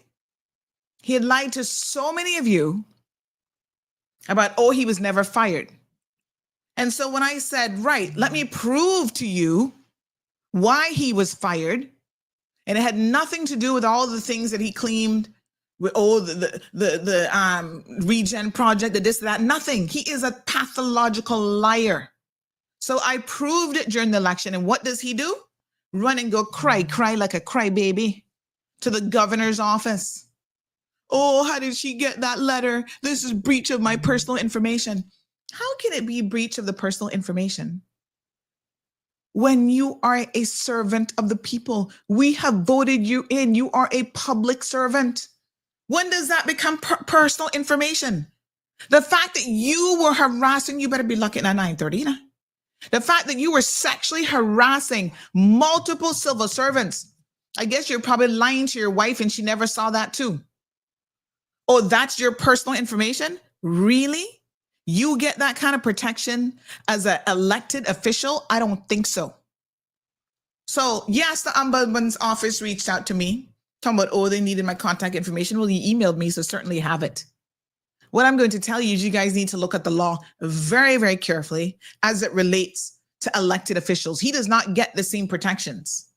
Well, how is this his personal information that he's doing wrongdoing in a government office? Y'all are crazy. How is it personal information that he got fired? But he can go out there and tell a lie that he was never fired, and that's okay? I know one thing.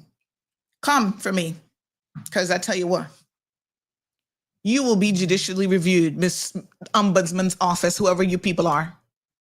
You will be judicially reviewed if you get this one wrong. Believe me when I tell you, I'm waiting on you. This is not his personal information. How can we elect people to public office and then they can go on with wrongdoing and try to hide that wrongdoing, claiming that it's personal information? Really? Chris Saunders, you always talk about people must grow some testicular fortitude. Well, I'm here to give you a little snippet here this morning, okay? Because you don't have any yourself. You're a coward. Only a coward does the stuff that you do to women. Only a coward is now hiding behind, oh, but that letter contained my personal information. You don't get to do what you did. Emotionally damage these civil servants and get away with it. And we sit here in public and can't show the proof of what you did. Ombudsman's office, stop wasting your time on foolishness. Tell me you got to do an investigation. Do your investigation. But know one thing, you better come good, because this not going to go so. I will have my judicial review papers filed before your head can spin the other way. That is what media is supposed to do. Only in Cayman does media get prosecuted, fined, told that you can't write about certain people, you can't mention this, you can't do this. This is the foolishness that they try to do all the time. And I heard yesterday, I didn't get to watch the judicial proceedings because I was busy. But I heard Julie trying to take another jab at me. I guess we'll be putting up with that from here until the good Lord decides to take her home. But that's okay. Juliana O'Connor Conley, in case you didn't get the memo, I don't really care what you think. You don't have to care anything about Cayman Mile Road being journalists or not being journalists. One thing I know for you, I know for sure, you and all the people like you, including your little PPM friends, are afraid of the truth. You're afraid when we expose you for not paying the road workers, for overspending our money. You wouldn't give us the document, the business case, but we leaked it. We got it leaked and we presented it to the people anyway to show that there is no business case that supports your overpriced school. I don't care. I'm going to make it very, very clear. Any information I get, leave it on the windshield, leave it under the hood, leave it inside the car, send it snail mail. Well, I might not get it for a while because I hardly check my mailbox, but send it by email under an anonymous name. I don't care. We have got to start exposing these people, exposing wrongdoing. Right now, I'm talking to a victim, right, of another person, and I'm going to get her to do an interview. I say, do it for other people who could become victims. She's scared. Don't be afraid. That is what they use to keep us silenced. It's just too much. Yes, you're afraid you're a civil servant, or my mom is a civil servant. So-and-so might lose their job. Let me tell you something. I have been there. I have done that. There have been consequences. Yes, my husband lost his job because Kathy Williams, the truth was spoken about her. She couldn't do nothing to me because I'm a self-employed person, but she went over after the next closest thing to me, which was my poor husband, who I got the nicest guy in the world, and don't have nothing to do with any of it. But she said, I'm still going to try to hurt you. But I said, you know what? The Lord is so good. She didn't hurt me. Yes, he lost his job and he was unemployed for a hot minute. And I did not lose a single pound because I didn't go without food. Mortgage was still paid. Life was still good. Could still take a little trip here and there. Everything was just fine. You didn't hurt me. You only hurt yourself because you demonstrated what kind of person you really are. And every time I see you, you have to look the other way. You can't even look me in the eye. Boy, y'all are something else. That's right, Miss Brenda. Don't come for me unless I send for you. And if you got any sense, you know that I'm not sending for you. Chris Saunders, you won this time. But believe me, I'm telling you, the people of Bordentown West are going to wake up. Heyman Rankin, don't bother running next time. Whoever is going to run against Chris Saunders, and I'm going to tell y'all something now, we need a strong woman. You saw how it took a woman to take out what his name there? McKeeva Bush after 41 years in office. Bring a strong woman in the next election for Bordentown West, please, and thank you. One that is above reproach. And we are going to take Chris Saunders out. Enough is enough. Election is over, but you guys need to go back and watch that video again and again and again. Remember the video that we played a couple days before about what these women are doing in our communities? These men, doing to women in our communities? When are we going to say that enough is enough, not just for McKeeva Bush, but for every single one of them? Everyone. You don't put people in office like that. Who lie in their positions, who harass people, right? And then try to hide behind it, playing politics with our lives. And yet there are real victims out there who are traumatized by this man. Even as they were going to the polls, these women were like, why is he here? I feel intimidated. I wanted to leave. I didn't want to go vote because him and his sister stand up. They're looking at me. And you guys returned him to public office. If you had any shame, you should be ashamed of yourself today. I'm going to play the video again now because I don't think some of y'all have any shame. But I'm going to remind you, this wasn't about just an election. End it now is a message we should be living by every single day of our lives. And anytime there's a sister or brother out there who is afraid to speak up, that's where somebody like me comes to the fore. Yes, I'm a little bit crazy because I don't care. I'm going to stop people like Chris Saunders at all costs. Some of you are like, oh, don't talk about him no more. Really? Have you had a mother or a sister or an aunt or a grandmother who has been subjected to sexual abuse, molestation, unwanted touching? And then you have the audacity to think that that goes away? When our sisters are raped and brothers are raped and assaulted, that is permanent damage. That don't go away. When our children have to be dealing with disgusting people like Matthew Leslie, you think they get over that? Listen to this video again, because y'all need to be reminded.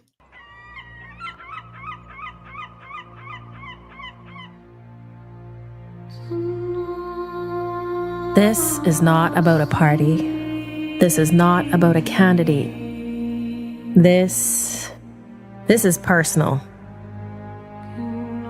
Today, I want to speak to the women of Cayman. Don't worry, fellas. You can listen too. This past week, this past several years, every new allegation of misconduct, every headline has made me more sick to my stomach. And sis, I have to ask you, why do we put up with this? This is us we're talking about. Our bodies handled without consent, our sisters stripped of dignity. This is us? Are we really going to stay silent? Are we really going to let this continue? But this week, we go to the polls. We are choosing who we give power to. Power over our jobs, our social services, our safety, our education, our housing, our health care, our children, our future. No matter where you vote, sis, think about the women who cannot speak out. Think about our sisters in the civil service, our vulnerable single mothers seeking government support, our schoolgirls in the government schools. Think of every woman that you care about.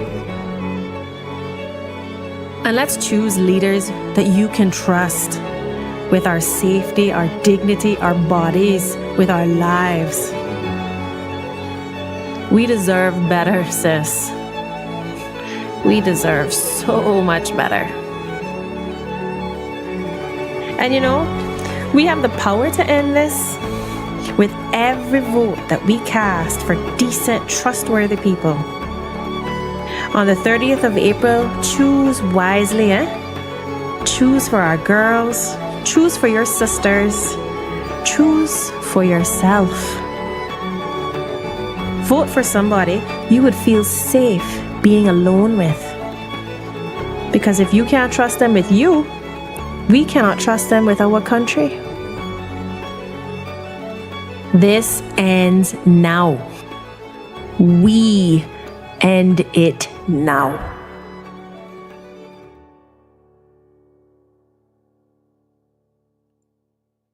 Well, I tell you what, unfortunately, we didn't end it for certain constituencies, but that don't mean that we can give up.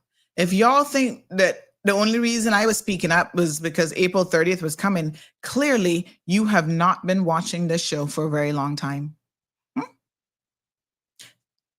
Decency. You see the words used in that video? Electing people who are decent, that you would trust being in a room with. Y'all messed up. Y'all put the same people back in. Our education. Yes.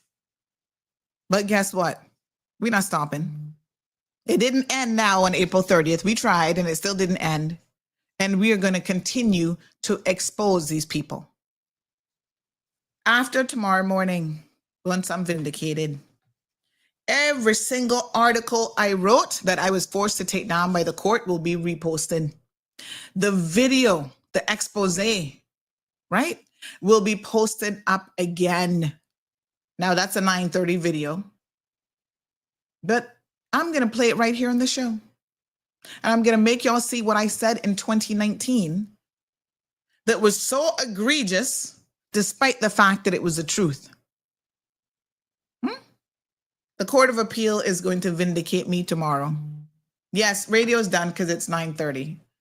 That's fine. Now it's overtime. I'll be trying to behave now when it comes to 9:30.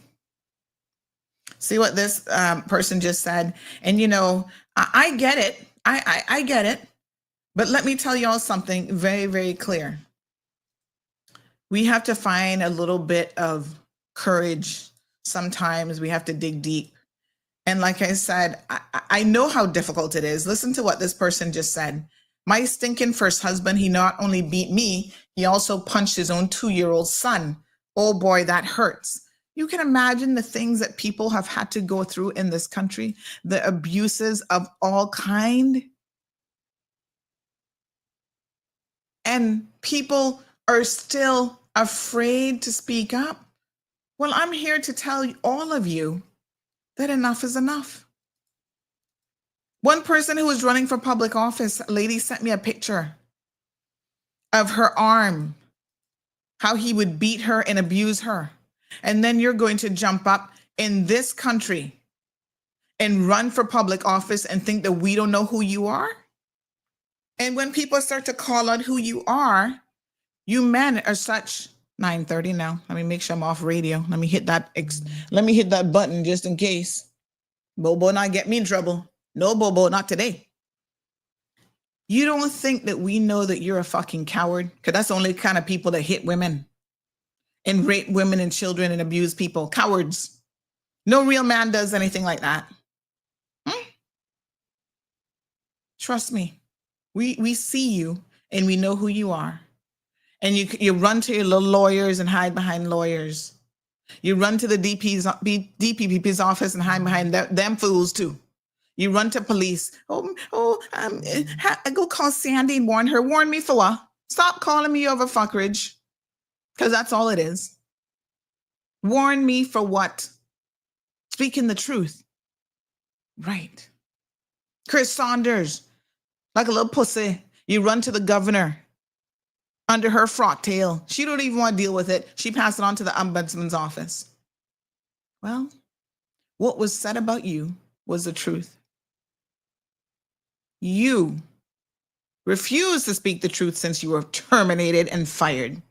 So I proved it. The deputy governor, for the record, because y'all look like you're trying to blame him as to why I have the letter, the deputy governor never gave it to me. He said, put in your FOI request, and his office denied it. Yeah, but there's more ways to skin a cat. Now, if you think that I can tell y'all where it came from, you're going to wait a very long time, because that not going to happen. Ain't none of your business where it came from. It matters where the truth comes from. How many things Chris Saunders himself hasn't leaked to the media? Aye. And anybody was tracing him up on it. Y'all don't want me to really talk, you know. There's still things that I'm holding on to that I not say nothing about. How many things has he leaked when it was convenient for him to do so? Oh, you little fucker, you. Be careful, you know, because I know more than you. You know what I know. So you better be careful. Just because I haven't spoken on it yet doesn't mean that I won't. I will throw your little duplicitous, nasty ass right under the bus until you get up and come again, because I'm going to throw you right under the bus again. Yes, you've leaked stuff to CMR too. So now that something get leaked on you, oh, it's a problem, it's personal information? Well, what you leaked was even more personal information, if truth be told. But nobody ran and complained. Or because I have remained silent, you think that people don't know. You better go sit your ass down and shut the fuck up. Because if I really tell the people of the Cayman Islands what you're all about, they're going to be shocked. Strand Thomas case, yes, bring it all to the forefront. We're not finished because these people are so dirty that there's a week worth of content on them. You sit there. I'm looking for that letter so I can share it again, but I think Marlon unplugged my drive, so it's on that other drive. But don't worry, Bobo. I can show your letter again and again and again so that people know who you are. Enough of the lies, duplicitousness. What you should have done is you should have gone and sit your rasclot down, because you know that everything I said about you was true. He even going around telling people now, hear this now, that I wanted him, hear the lies, that apparently I wanted a sexual relationship with him. Lord Jesus, let me do a little prayer this morning. This is what he telling people during the campaign. They're like, boy, Sandy coming at you hard. What going on? Yeah, she wanted a sexual relationship with me and I wasn't interested. Bobo, have you looked at yourself in the mirror? And have you looked at me? I see all them nasty hoes that you were dealing with and all this eating out your bonk and all kind of stuff. I'm not into none of that, first of all. Okay? But just on the face of it, look at me and look at you. I look like I want you. That's the story that you go around telling people. That I wanted you, and so therefore, because I couldn't get you. And when did this happen? When did I just jump up one morning and say, ooh, look at Chris Saunders. Oh my God, he's delivering these fruit cakes. That makes him so sexy. Oh God, I want him. There would have to be some evidence of me wanting you, would there not?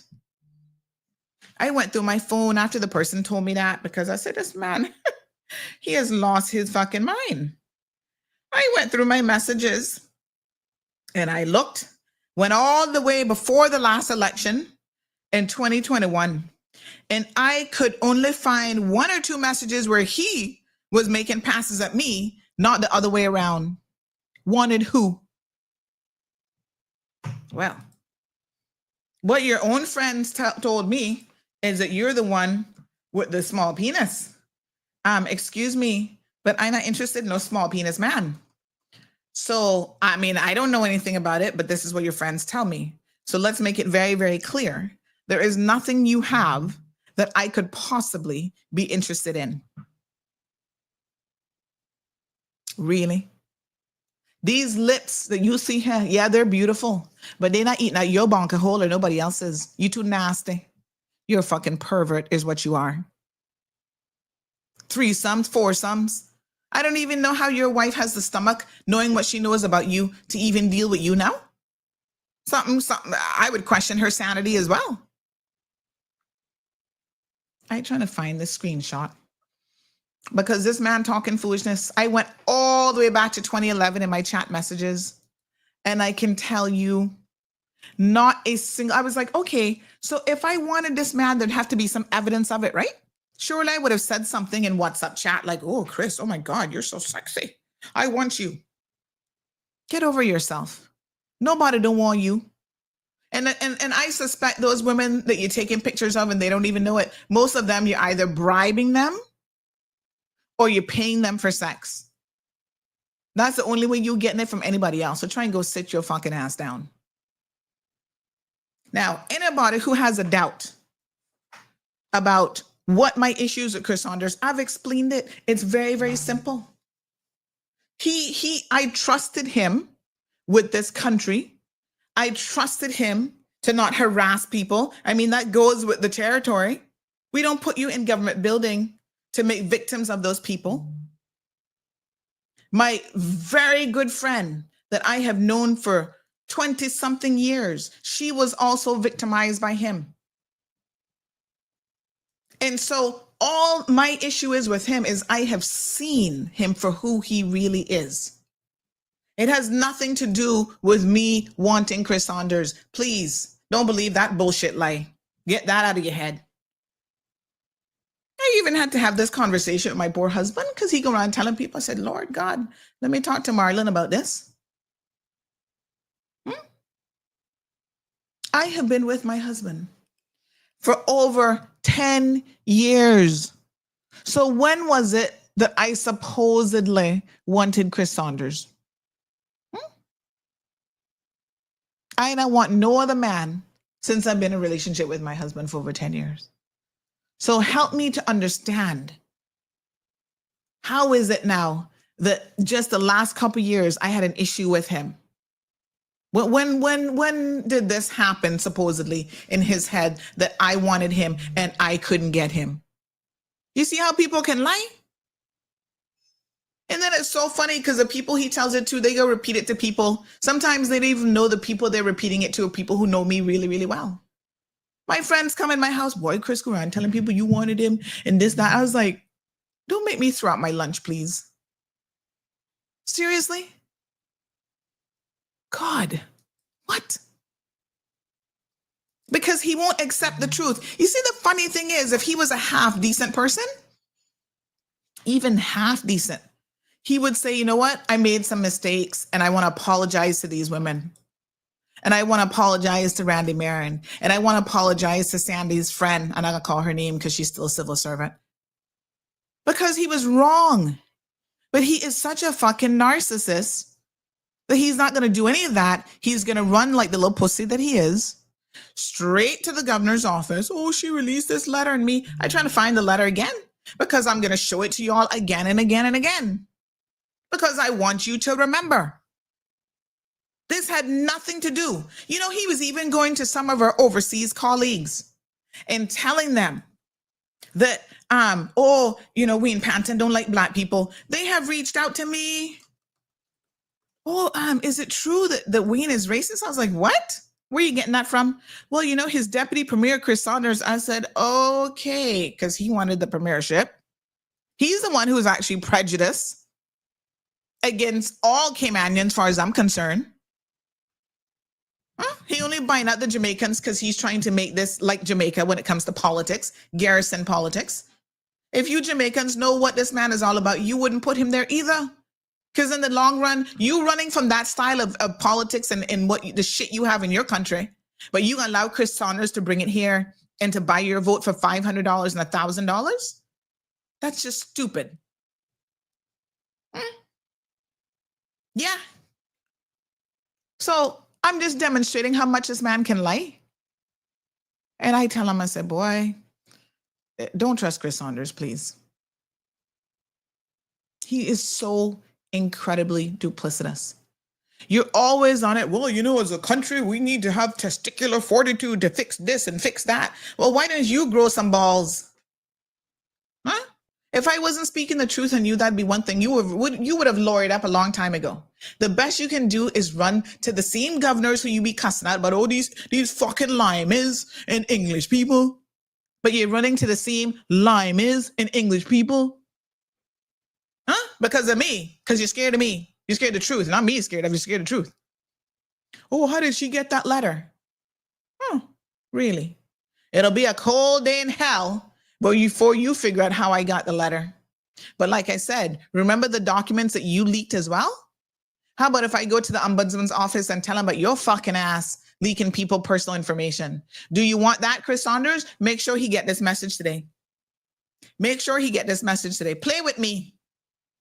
And let me take off all the motherfucking gloves. And then you're going to see how this going to go down. You're not above reproach. That's the problem. You're a duplicitous little piece of shit. No balls whatsoever. And not like they're tiny. You just don't have none. That's why you're doing the foolishness that you're doing. But like I said, bring me out, because I'm ready any day of the week, any time of the day. We can go at it. Because, boy, the truth is one powerful ass tool. When you have that, you better step back and think carefully about what you're doing. The stories that you have told. I wonder if your wife even know how many lies you have told her. You know that police officer woman you were checking for all them years and you're going around giving other people side eye because she had more than one side man. Remember her? Does your wife know about her? What about the little Spanish girl here in Cayman that you have all your stuff all over her face and that picture that I've seen? You think her husband would like to know what she been doing with the likes of you? Chris Saunders, I'm not trying to ruin nobody's life. You're the only person who deserves your licks. And the people of Bordentown West decided to put you back in. So you're going to keep getting your licks with the truth. And some of y'all who've been supporting this man and letting him do all kind of foolishness to you in the name of only God knows what, well, you might have to take some side licks too. Side pieces might get some side licks. That's how that might have to go. But once again, it's nothing but the truth. Okay. So come and come good. Because that not gonna work. Nobody not scared of no ombudsman's office. They got time to be messaging me with bullshit emails. But like I told them yesterday, what a young lady's name is. I said, well, miss, you've emailed me, so you have my contact details. I look forward to hearing from you. They got time to waste. They have a job to do, I suppose. I don't know. Urgent personal data breach. The Office of the Ombudsman has been made aware of a data breach involving the disclosure of a memorandum containing personal data during a live stream session on your platform. First of all, it's not a data breach. You can't come to that conclusion until your investigation has been completed. You see how stupid they are? But when little fuckers come at me, they better try and make sure that they cross-referencing their law degree with common sense. So what you needed to say is alleged data breach, because you can't say it's a data breach if you've not even concluded your investigation. I'm watching y'all very, very carefully. Okay? And I'm like, data breach? But you said that's what you're investigating, so it has to be alleged. In the first sentence, you talk about has become aware of a data breach. Does that mean that you already have a foregone conclusion about what's going on here? Oh, hold on now, Tweety. That can't be right. Yes, April 25th. Glad you got it. The memorandum dated March 20th, 2023 from the Deputy Governor to the then Premier contains personal data of the then Deputy Premier, Mr. Chris Saunders. Does it? Let me find this letter again, because I find that very hard to believe. Are you sure it contains personal data? Because allegations against an elected official cannot be said to be personal data. In what world does that actually work? Hold on.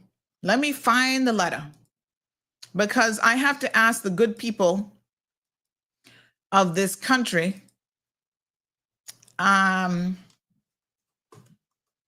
exactly how that got work now. Let me see here now. Let me see. Let me find the scanned document. And I want y'all to go through it with me and tell me what personal data is in there, because the allegations against him cannot be said to be personal data. That don't make no sense. You people at the Ombudsman's office, please do not come for me. Following Chris Saunders, you're going to make yourselves look stupid. Okay, let's look at the letter again. He trying anything he can to silence people, and it is not going to work. Hold on now. Let me see where this letter is. Yes. Give me 1 second. What my scanning thing called again? I can find it. Hold on, honey child. Let me look it up, because I can show it to y'all one more time so they can come talking nonsense about personal data again. Damn fools. And I want to know what the personal data is. I didn't even mention his name. Okay. I suppose because it mentioned his position, it wouldn't take a brilliant surgeon to know that it was him. So his position in government is personal data? Really? Y'all ain't got no sense. Jesus, please take the wheel. But I welcome the challenge, because at the end of the day, you know, they have to recognize once they get it wrong and the investigations prove that he has no merits to make such a complaint, then what are you going to do? Imagine if every media house that had information leaked to them, it was said to be personal data. Only in Cayman do they come with these bullshit excuses to try to keep information away from the people. You know what is so funny? Let me tell y'all something. I'm trying to find this email, this thing. You know what is so funny, right? That is personal data, but the pictures that I showed with his threesomes and getting his bonket licked out, that not personal? Why you didn't tell him that was personal data too? that all your sneaky link photos are personal data. Why you never went to them with that complaint and gave them the actual photos and gave them the evidence so that they could see it for themselves, so they can see what a nasty little fucker you really are.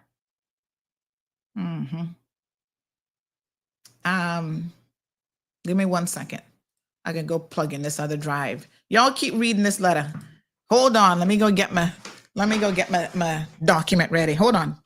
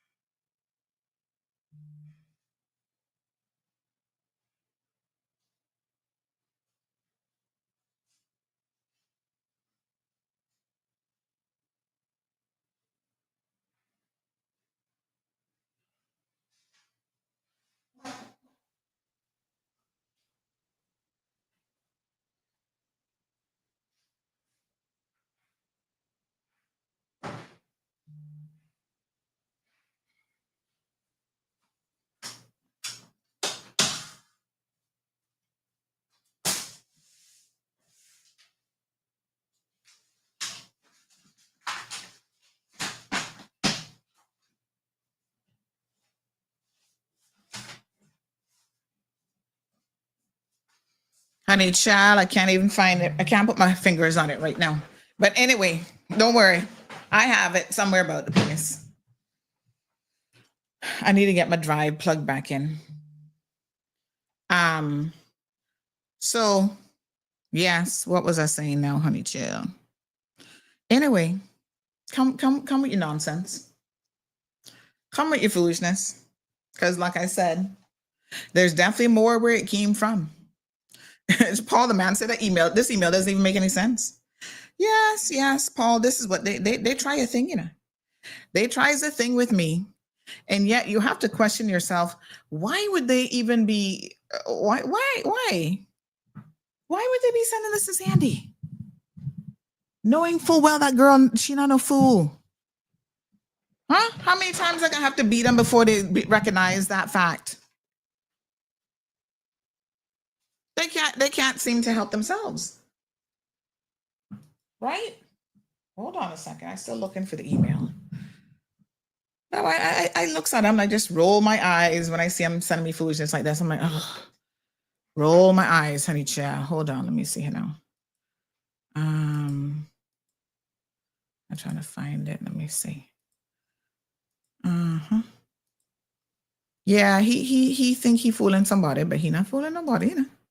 Oh yes, here it is. Good. Yes, honey child. Let me pull it up. Here we go. Auntie is going to show it again. We're gonna get in trouble again. Data breach. Ooh. Ooh. Data breach. Oh, have mercy. Oh my God. It's a data breach. We can throw her in jail. Really? I want to know what in this, where's the personal information? This is what I'd like to know. All right. Tell me now. Here's the letter. Let me actually screenshot it because the important bits of the letter I have to enlarge. And then class, I want you to work along with me and you're going to help me identify what part is allegedly personal. Keep in mind that this man is an elected official and we have a right to know what our elected officials are up to. Okay? So let's have a look then. Let's examine the cold, hard facts on the cold, hard truth. Hold on, TD. What in here is personal? Let me read it to you. I'm writing to you with grave concerns about an issue that has come to my attention recently. I have received reports that the deputy premier has been sexually harassing a number of civil servants, leaving them mentally tormented and traumatized. The victims have asked me not to reveal their identity in this missive due to their fear of intimidation and victimization. As head of the civil service, I have a duty of care to all civil servants. They have the right to feel valued and respected in the workplace. It is unacceptable for any member of the staff to behave in a way that is disrespectful, harassing, or discriminatory towards their colleagues. This is not a complaint that I make lightly. However, the allegations are extremely serious and I cannot abrogate my responsibility and do nothing. Unfortunately, I cannot be more specific about the nature of the sexual harassment, but I have promised the staff members that I will do everything possible to ensure their anonymity is preserved. I'm writing to you because I'm aware that you and your government have pledged to be an accountable government that is people-driven. Moreover, I am aware of your government's zero tolerance for sexual harassment, as evidenced by the recent publication of the draft sexual harassment bill. Therefore, I am respectfully requesting that you take immediate action to investigate this matter and to take whatever action is necessary to avoid a repetition of this inhumane. Oh, sorry, that's my reminder of a meeting. Yes. This inhumane and degrading treatment of civil servants. Okay, what in there is personal data? I'm still waiting to see it because all now I don't see the personal data. Where is it? The accusations against him is considered personal data. So he becomes the victim here. You see what is wrong with the system? This is what's wrong with the system now, right? The perpetrators, they become the victims. Isn't that rich? What about the real victims here? Boy, I tell you, disgusting. You're not fooling me, Chris Saunders. You still fooled a few people into voting for you, but you're not fooling me. No, sir. You're not fooling me. No. So complain all you want. Ombudsman's office, get a life. Seriously, there's more important things y'all need to be looking at.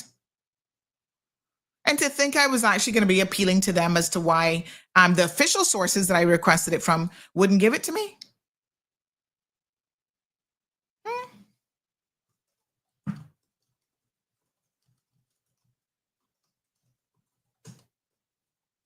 No, sir. Anyway, let me read a few comments and then we're gonna end the show here because yeah, he can complain to them all he want. I don't care. This person says this is all your this is all you showed the other day. So how he could talk about personal data? Well, My dear, what did it say? Who the cat fit? That's what they're worried about. Who the cat fit. So this person says, but if he complains that there's a breach of personal data, then he's admitting that these allegations are in fact factual. That's the way I see it. But if he complains that, oh, that's right. That's a repeat. Okay. Maybe I'm wrong. Could you help me understand? Throw a stone into the hog pen and the one will get the lick at a one-way squeal. Yes. Yep. Oh God. And he's on the oversight committee for the office of the ombudsman. He's on the oversight committee for the office of the ombudsman. You mean he was just put on there yesterday? Oh my God. But isn't that a huge conflict of motherfucking interests? Knowing that he ran to the DPP's office, I mean the ombudsman's office, how would he accept an appointment to that same board to be oversight for them? Oh, really? Oh, this gets richer by the moment. Is this a joke? Y'all gotta be kidding me. Say what? Oh my God. Well, that's a conflict. So he better step down from that position or his complaint can't go no further. As a matter of fact, I'm going to message that person right over the ombudsman's office right now and say, really? I think a conflict of interest exists now. So perhaps you can no longer deal with this matter since he oversees you all. Wah, wah, wah. Why these people something else, you know? Oh my God. This is, wow. Now this is what you call rich. I'm emailing her right now and said, are you sure you're not conflicted now? Hold on, honey child. Thank you for sending me that information. Y'all are such good students. I didn't even know, because like I said yesterday, I didn't have time to listen to them. So I will be sending this little Deanna lady this message. Good morning. Are you not now conflicted given the fact that he has been assigned to the oversight body for the ombudsman's office? I'm just saying. You might want to reply to him and tell him that. Yes, these are the shenanigans, and don't think he wouldn't use undue power to try and get to them poor people. Of course he would. Kaboom! Kaboom! Take that, you little bitch.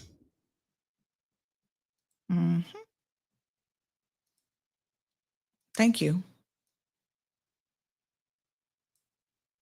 Oh, but I wanted him. Lord Jesus, what a mess.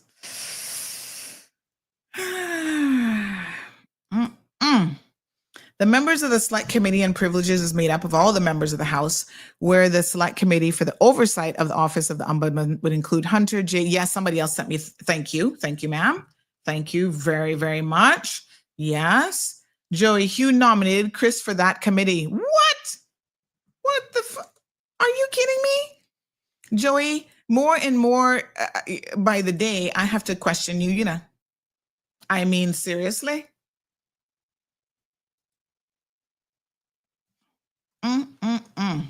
No, sir.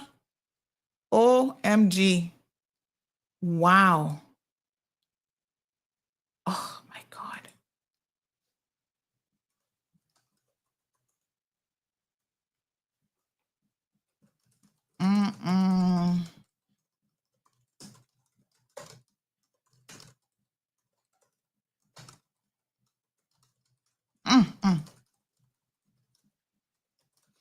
Wowee. This is where it's at. I tell you. No, sir.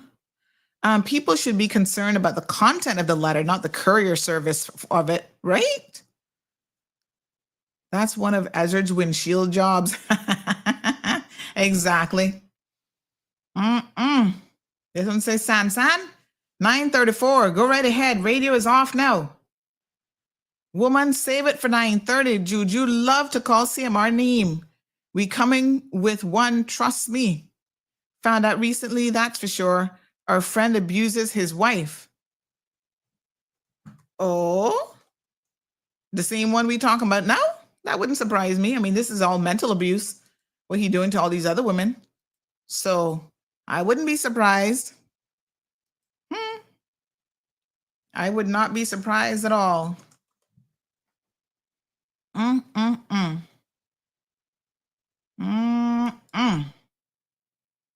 Wow. Aye, more dirt coming. More dirt is coming. Yes. Darlene says they will call that personal sex life. You can imagine. Oh my God. Government, and they copy and paste emails. Child, please.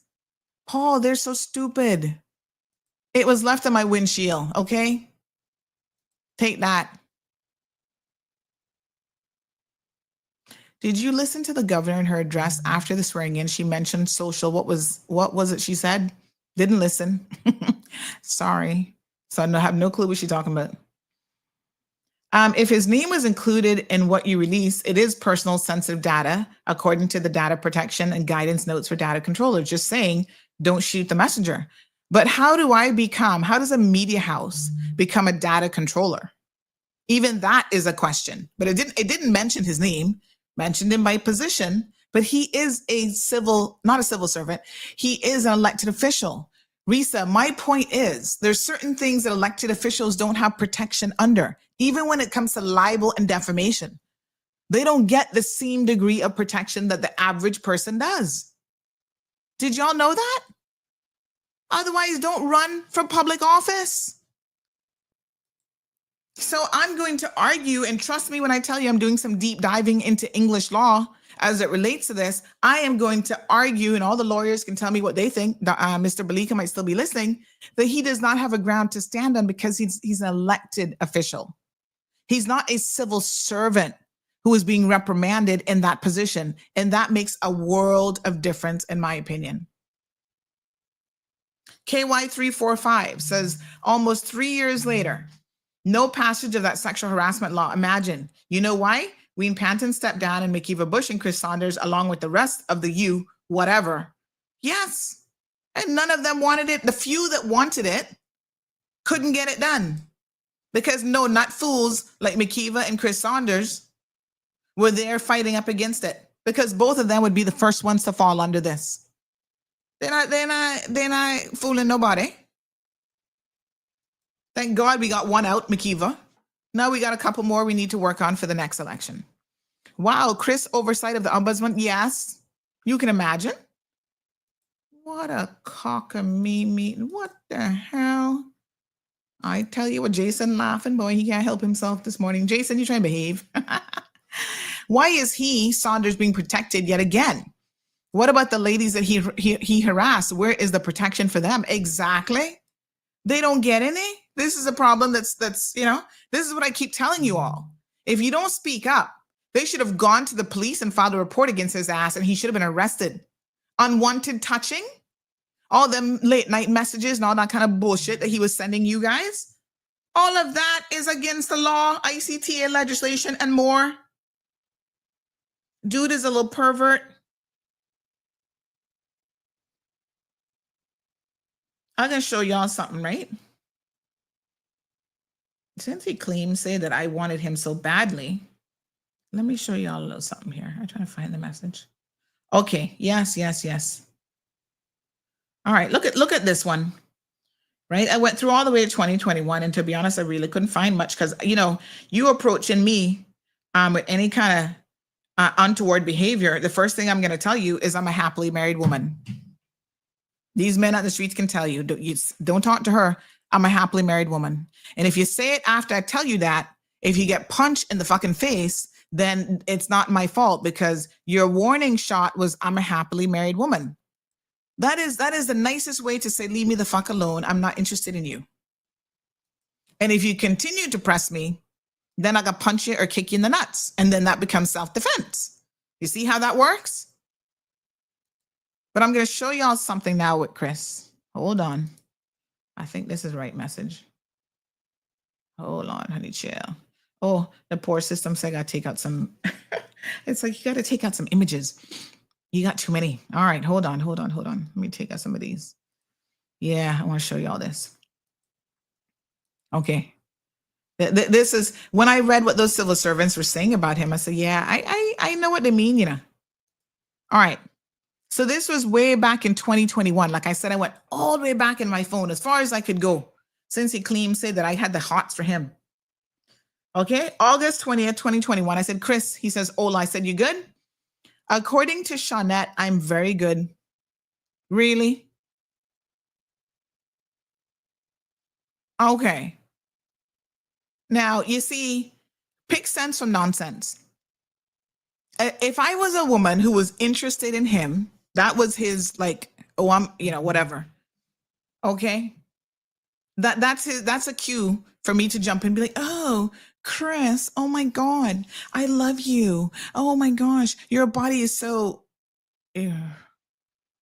potato-ish, shaped like a potato. But I'm attracted to that. That would have been my cue. You see, when a woman just smiles and put a little emoji like this is because, like, legit, you don't know what the fuck to say. So you just pull a smile and you move on to something else. You see how quickly I just said, same minute, I said, oh, you're packing your backpacks. And then I was going to do a story about that. That's why I was reaching out to him. I wasn't reaching out for you to tell me that your wife thinks that you're so good. I mean, for real. If she thought you were that good, do you need to have all these women out on the side? I'm just asking. Inquiring minds want to know.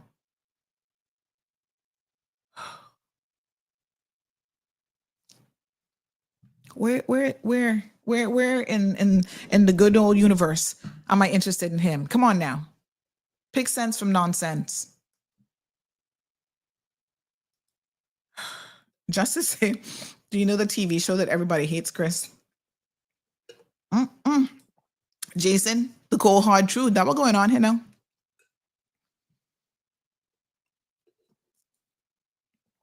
These people are just ridiculous. Thank you, my dear Risa. Don't worry. I got one response for them already. Ready in the pipeline. Joseph says, when you're in the public life, you're up for scrutiny. Yes. They're public figures. I mean, not for nothing, but we see it all over the world. Love letters from these politicians with side pieces all over Europe, America. All of that becomes part of the public domain. That's why I tell you, if you want to live in the public, you better go clean up the shithole that is your closet full of skeletons. Jonathan, good morning, sir, says your answer is hidden in plain sight. He's a cog in a wheel. Justice says so many criminals in Cayman politics. Yes, of course. Priscilla said he might as well join PPM. Well, he has. You didn't see the red tie? I guess it's not official, but he's over there supporting Joey. That's where vote number 8 came from. Yep. So they're all in cahoots together. PPM will support anything to take power, even the likes of McKeeva and Chris Saunders. I mean, come on now. Call the ombudsman's office. Let us hear what she has to say. Well, let them complete their investigation. And then we'll get back to that and see what they have to say.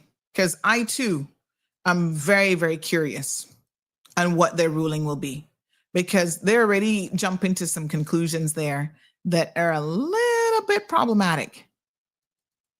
All right. Another listener to the program says, no, man, that's why they say he has a small PP, because he got more balls than PP. Lord Jesus. I wonder if his wife secretly listens to the show, because I know she knows all the allegations against him. She has to have had multiple conversations with him about his what?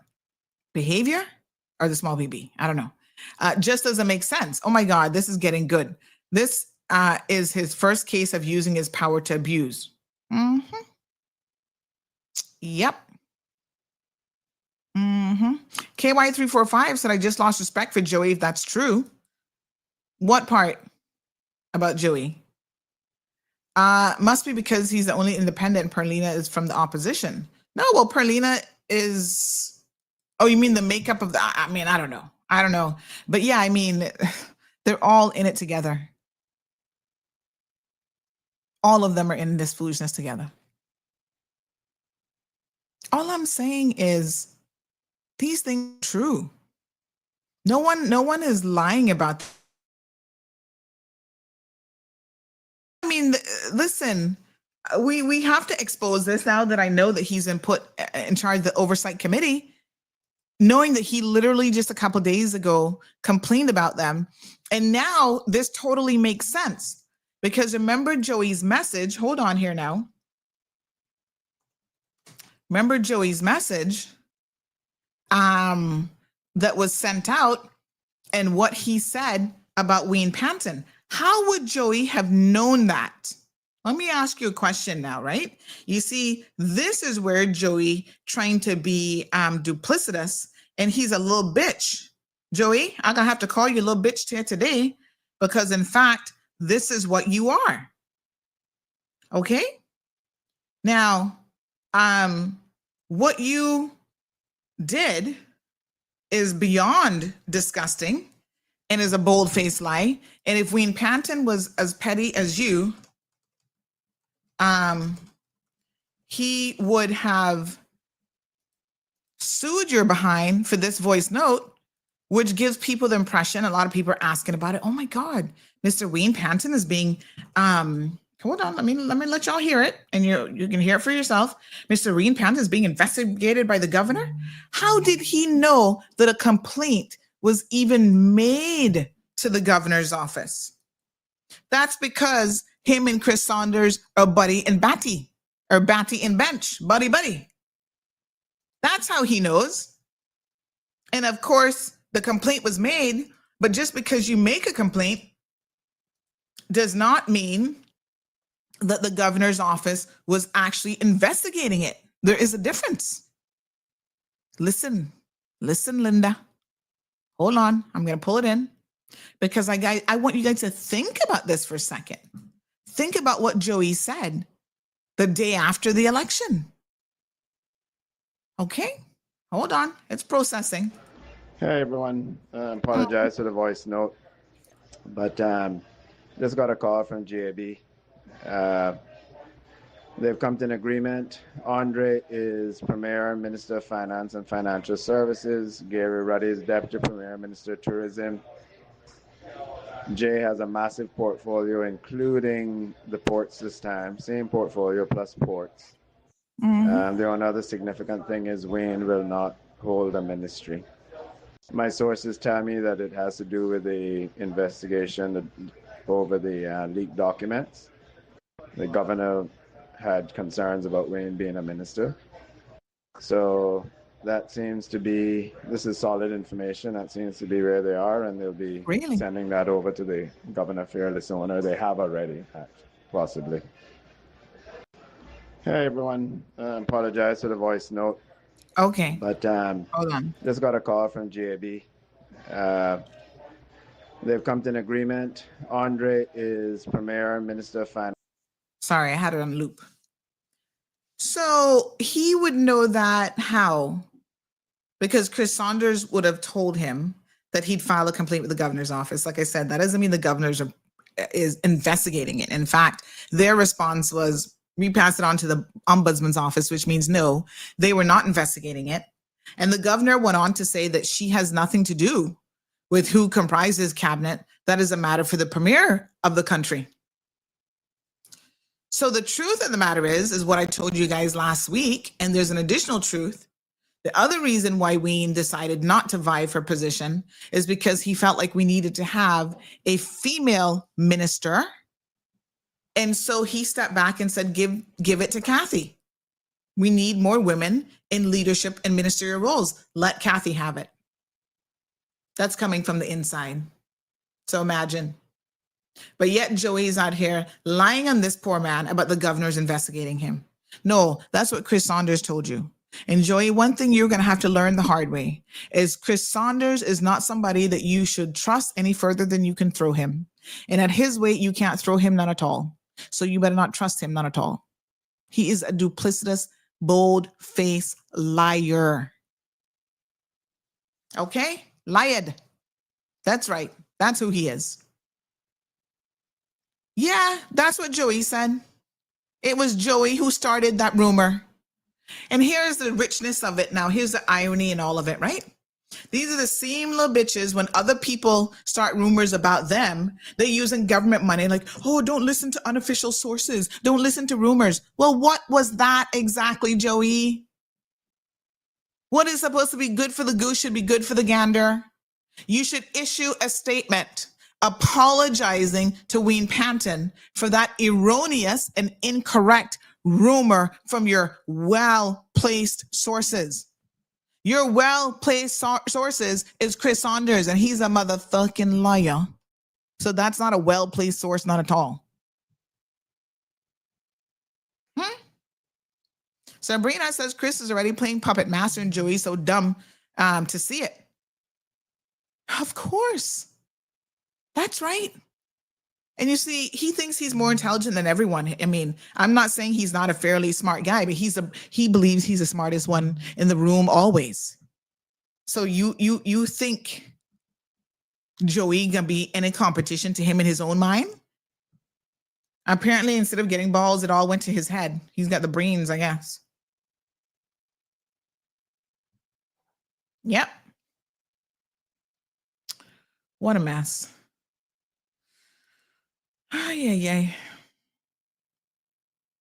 Somebody said, and apparently Shawnette isn't even with him presently. Well, I don't know about that because they traveled together the other day to go to her sister's funeral. So she's still keeping up appearances.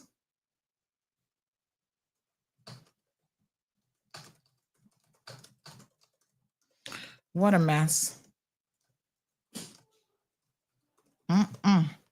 Some of these women will put up with anything in order to, they can stomach any kind of foolishness in order to just stay with a man.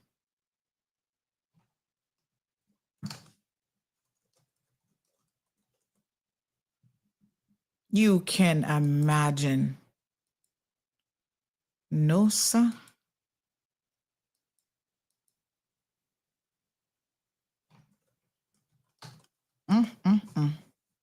Not me. I do not need a man that badly. That's what dildos are for. I mean, I've never had to use one, but I'm just saying invest in them. I think they work just as well, minus all the headache. This person says political messiness.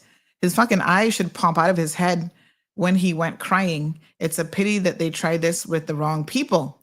Who crying now? Oh, that's another one. Oh God, I even heard John. John was up in Parliament crying yesterday. I need to get that clip. Oh, these people are so disgusting. Crying for what? We should be crying. They should be making us crying, the type of representation that we've been getting from these fools all these years. We're the ones who are in tears because this country is heading straight for ruination. But yet they get up in the house crying because they no longer have a ministerial salary. What about the people that you refuse to pay their pension? Pension arrears has been outstanding, and DLP once again not doing nothing about it.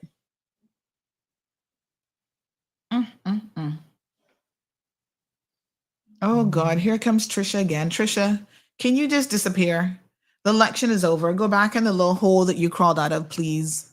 As a matter of fact, today probably the day that you can get blocked. Right is right and wrong is wrong. Okay? This isn't about defending Wayne Panton. Right is right and wrong is wrong. It's so funny because the day I was talking about a little PP message, right? Nobody called no name, but this same Joey called me. Talking about people claim that I called his name. I'm like, Joey, I never called no name when I was talking about the small PP photo. How the ras am I supposed to know who PP it is?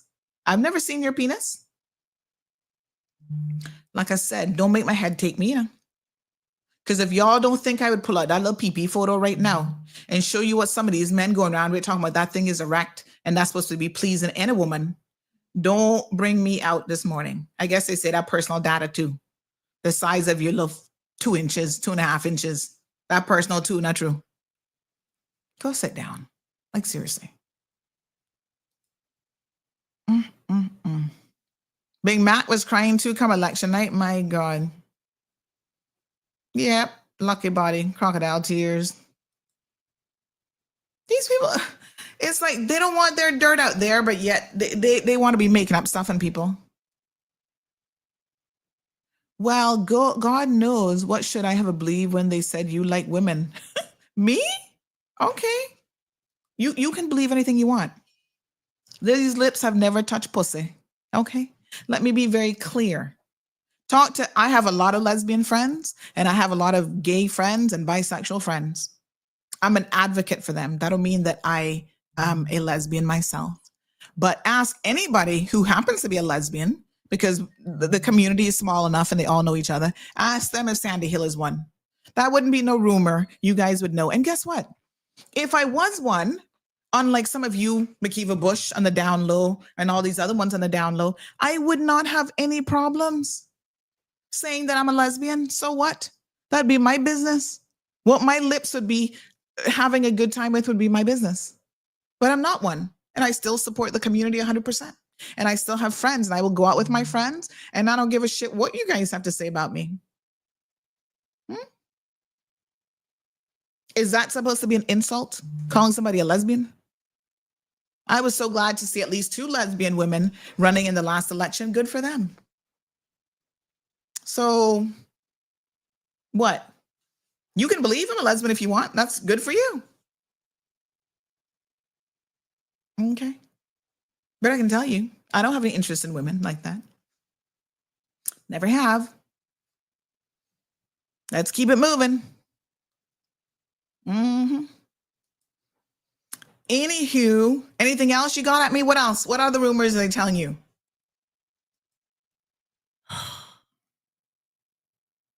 Lord Jesus. The data has spoken, says Sophia. Lord Sandy, they say he have 2.5 inch. Well, it looked pretty much like 2.5 inches to me. I mean, I was looking at the tiles and trying to figure out based on the inches of the tiles, and it's pretty small. Jim says, Sandy, don't dip in no lady pond. You can imagine, Jim. Poor them. That's the best they got. Oh, she's a lesbian. Okay. Whatever.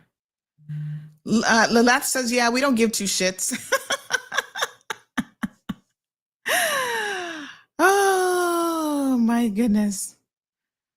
Oh, my God.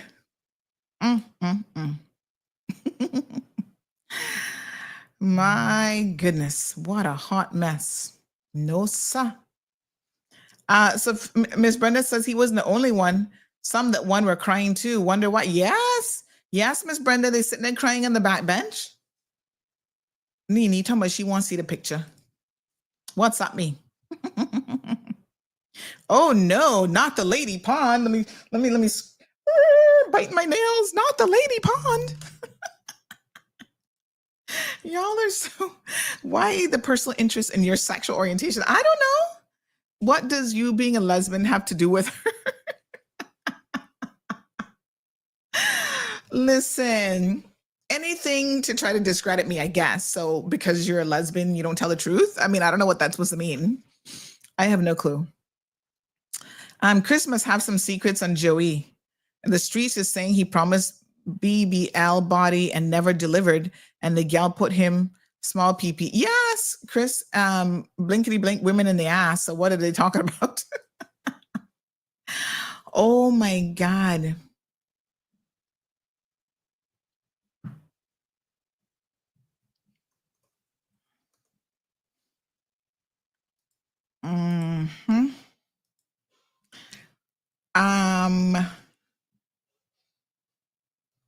Okay. What are the salaries for backbenchers? So they make, I think I'll have to get the exact amount, but it's over 8 a month, probably close to 9. And then every year they move up 1 increment on the scale. Why are they drawing out Sandra again this morning? I want to see the picture too. Child, please. You all don't want to see that. Trust me. I only thought little, like, teenagers had them sizes to deal with. I never knew adult men were that compromised. Oh, my God. No, sir. You don't want that, honey child. You'd be shocked when you see it. I'm just saying. What a mess.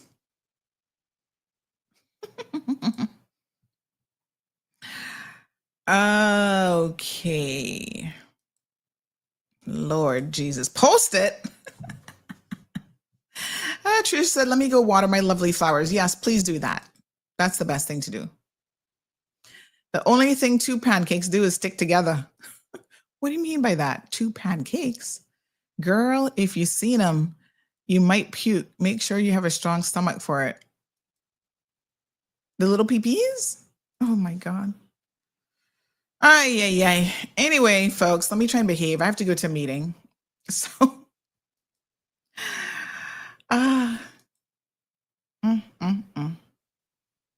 Lord Jesus.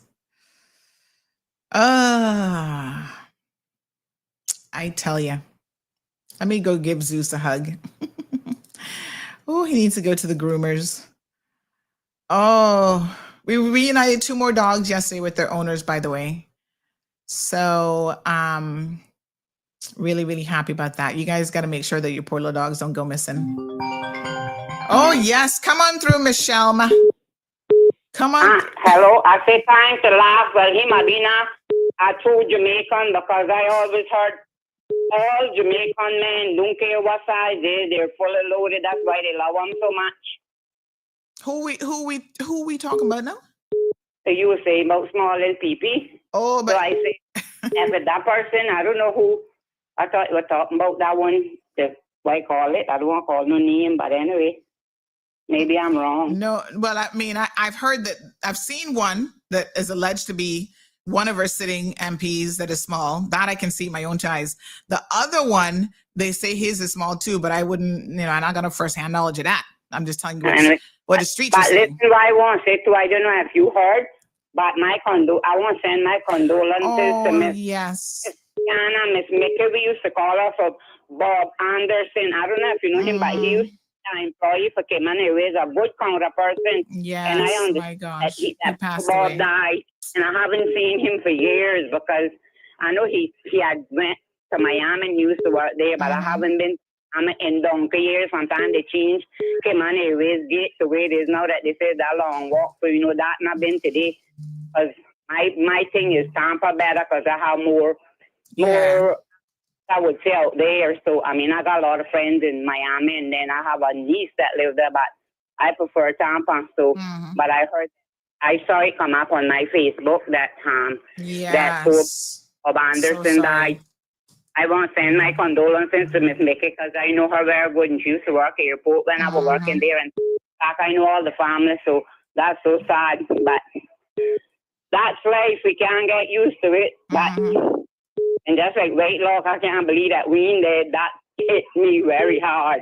Yeah. Because he was coming to do something for me and the guy told me just 2 days before he gets sick. He said to him, well, that call Michelle and tell her and I forget her. I don't want her to curse me, he said.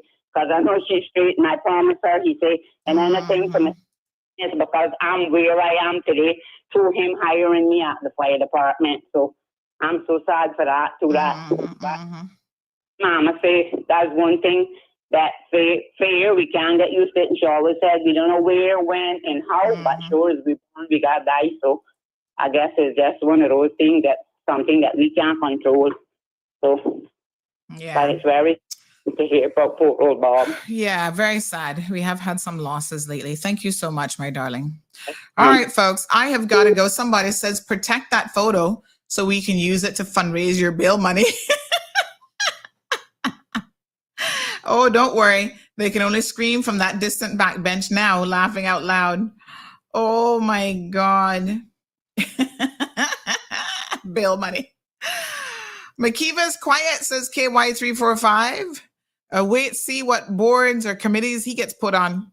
Who in their right mind would be doing that? Nobody in this current government, I would hope. Gabby said she say he can't have no Jamaican in him because he got small PP. Oh my God. Oh Lord have mercy. What a heat. Good morning. Good morning. You have bail money for me, ma'am? Listen, not when you're ignoring my calls. You know, we in this life we have to prioritize. Okay? Yes, ma'am. We have to, and there is a pecking order. Aye. So you just got knocked off my list because you were ignoring my calls. No, I know what your weak spot is. A certain kind of chocolate. Me? I gotta have to get you some. I'll since you're off the radio. Now we can have a sex education class. Oh, geez, and peace. Mm-hmm. But I ain't telling you who to ask where my weak spot is. Okay. Oh, yes, sir. All right. You know, well, like me, one thing I know, it's not in the lady pond. That's for sure. Hello. Oh my goodness. What a mess. I mean, that would not have been possible with me. Yeah. Everyone knew who Daddy does. Hello. Anyway, But listen, I wanted to educate you on something. Okay. The thing about the pancakes. I thought you would have known. I didn't know. No, I don't know what that's referring to. Well, I'm going to tell you. Oh, okay. Okay. You know, since, like I said, we're not on radio anymore. Right. You're going to break it down for me. Now, and we can break down the anatomy of the male and the female. Okay. So, all right. Think about you making breakfast. Okay. And you haul out the sausages. Okay. What image would come to your mind? Yes. Okay. That would be the boy. Okay. Oh, so the pancakes is just flat. Would be the girl. I see. Okay, I got you now. I got you. Okay. Now you're free to elaborate on that and break it down. I think everybody might have it now. Yes. I think you're more eloquent with that than I am. And I'm going to beg you, please, stop talking about the size of people's PPs. My God. Okay? Let the people have their little PPs, their medium PPs, their large PPs, because it is their PPs. Oh, bless them. Yes. That's what the good Lord gave them to work with. What else can you do? Well, let me just say this. You know, they have this little saying about what a face. Only a mother could love it. Oh. Right? Yes. So you say there's something out there for everyone. Well, like I said, if that's what they're blessed with, then they have to love it. I guess so. And there's another saying, I don't know if you know this one. They say it's not the size of the ship, but the motion on the ocean. Okay, now that one I have heard. I have heard that one, yes. Okay. But I mean, I gotta be honest with you, 2.5 inches can't cause no motion no matter how you try and work that. I'm just saying. Let me just say. That's why they be doing all the other freaky stuff, because they gotta make up for it. Let me just say something else. And I would hold this one back because my friends are guys. I prefer to have guy friends than female friends. Okay? So that's something else you've learned about me. And I prefer female friends because one thing I know, they ain't coming to borrow my shoes. They're not coming to steal my clothes. And they don't want to wear my jewelry. Okay? So I prefer to have male friends, and I find that they're more loyal friends than female friends. And they're not going to be jealous of me and how I look in my dress compared to how they look in theirs. Anyway, because I've been there and I've done that. So, like I said, I like to have male friends. I get on better with them. So, in saying that, I talk very openly with my male friends. And I always say, if you want to know something about a man, you have to ask a man, not a woman. If we want to know things about a girl, we ask a girl. Because men think alike, their brain and their thinking span is much smaller than a woman. So any man can tell you about a man, they all speak the same language. And while women think basically alike, we're not identical in thinking. But I was in a conversation with a man one day, an older man, and talking about the size of penises and stuff. And, you know, it came up about runaround men. And the man said to me, you know, it is so bad, Brenda, because, you know, you have men that have these oversized penises and they believe that that's all it takes, you know. He said, and half of them don't even know how to use it. And he said, but what women don't know is if they want a more faithful lover and a better lover, find a man with a smaller penis because he's already insecure about the size of his penis. Therefore, he will make it his duty to educate himself on the anatomy of a woman and find her sweet spot and please her there. So in other words, he's making up there where he is short somewhere else. So maybe some of your listeners can attest to it. You know, I will not offer my personal views that they won't talk about me. Okay? But what I can say is lead a little man or any little man. I'm not speaking about one person, anybody. Yes. Lead All little right. people can do. They can't help that. That on their hair where you can put in extensions, you know. Yes, so well. They got love it. Yes. All right. So I hear you. Let them have that. I appreciate it, my dear. Thank you so much. And of course, some of the men in the comment section saying, remember, a small axe with many a stroke can fall the biggest. Oh, I hear you there, Bobo. I hear you there. Yes. All right, then. Okay, Dr. Ruth, says Al Ray. Go on through, Dr. Brenda. Dr. Ruth in the house. You teach them. Teach them and tell them how it go. Stephanie says the men with the smallest, you know what, do the most running around just to show everybody them little troubles. OMG. So, okay, I got to go. But look at what as I was perusing the cause list this morning, I saw some new cases popped up. And look at all these immigration appeals, Immigration Appeal Tribunal, Director of WORC. Boy, these people love them some Cayman that they have to be, Justice says no small axe can cut down a tree, stop lying. Look, yeah. Boy, they suing for immigration. They can't get status and they still suing us all. Oh my gosh, suing our government because they want to stay in our little piece of paradise so badly. We can't get rid of them. We can't do them like Trump. Anyway, that they better consider that in latest decision by was it Privy Council that dropped that decision the other day. This is the Cayman Islands, and we will make our rules of who can stay and who can't stay. They better tighten it up a little bit too, far as I'm concerned, because y'all love to sue the government these days, especially immigration. On that note, folks, I got to run. You guys try to behave yourselves. Please have a good day. And we will certainly speak tomorrow. Friday, a day for celebration. All right, good folks. Thank you for tuning in to another episode of The Cold Hard Truth on Bobo 89.1 FM. Cayman's #1 talk show is live weekdays from 7:30 a.m. Never miss an episode again. Watch anytime on CMR's Facebook and YouTube channels for the latest show episodes. Don't forget to follow us online on our social media channels. And visit CaymanMarlRoad.com for all the latest news and community happenings.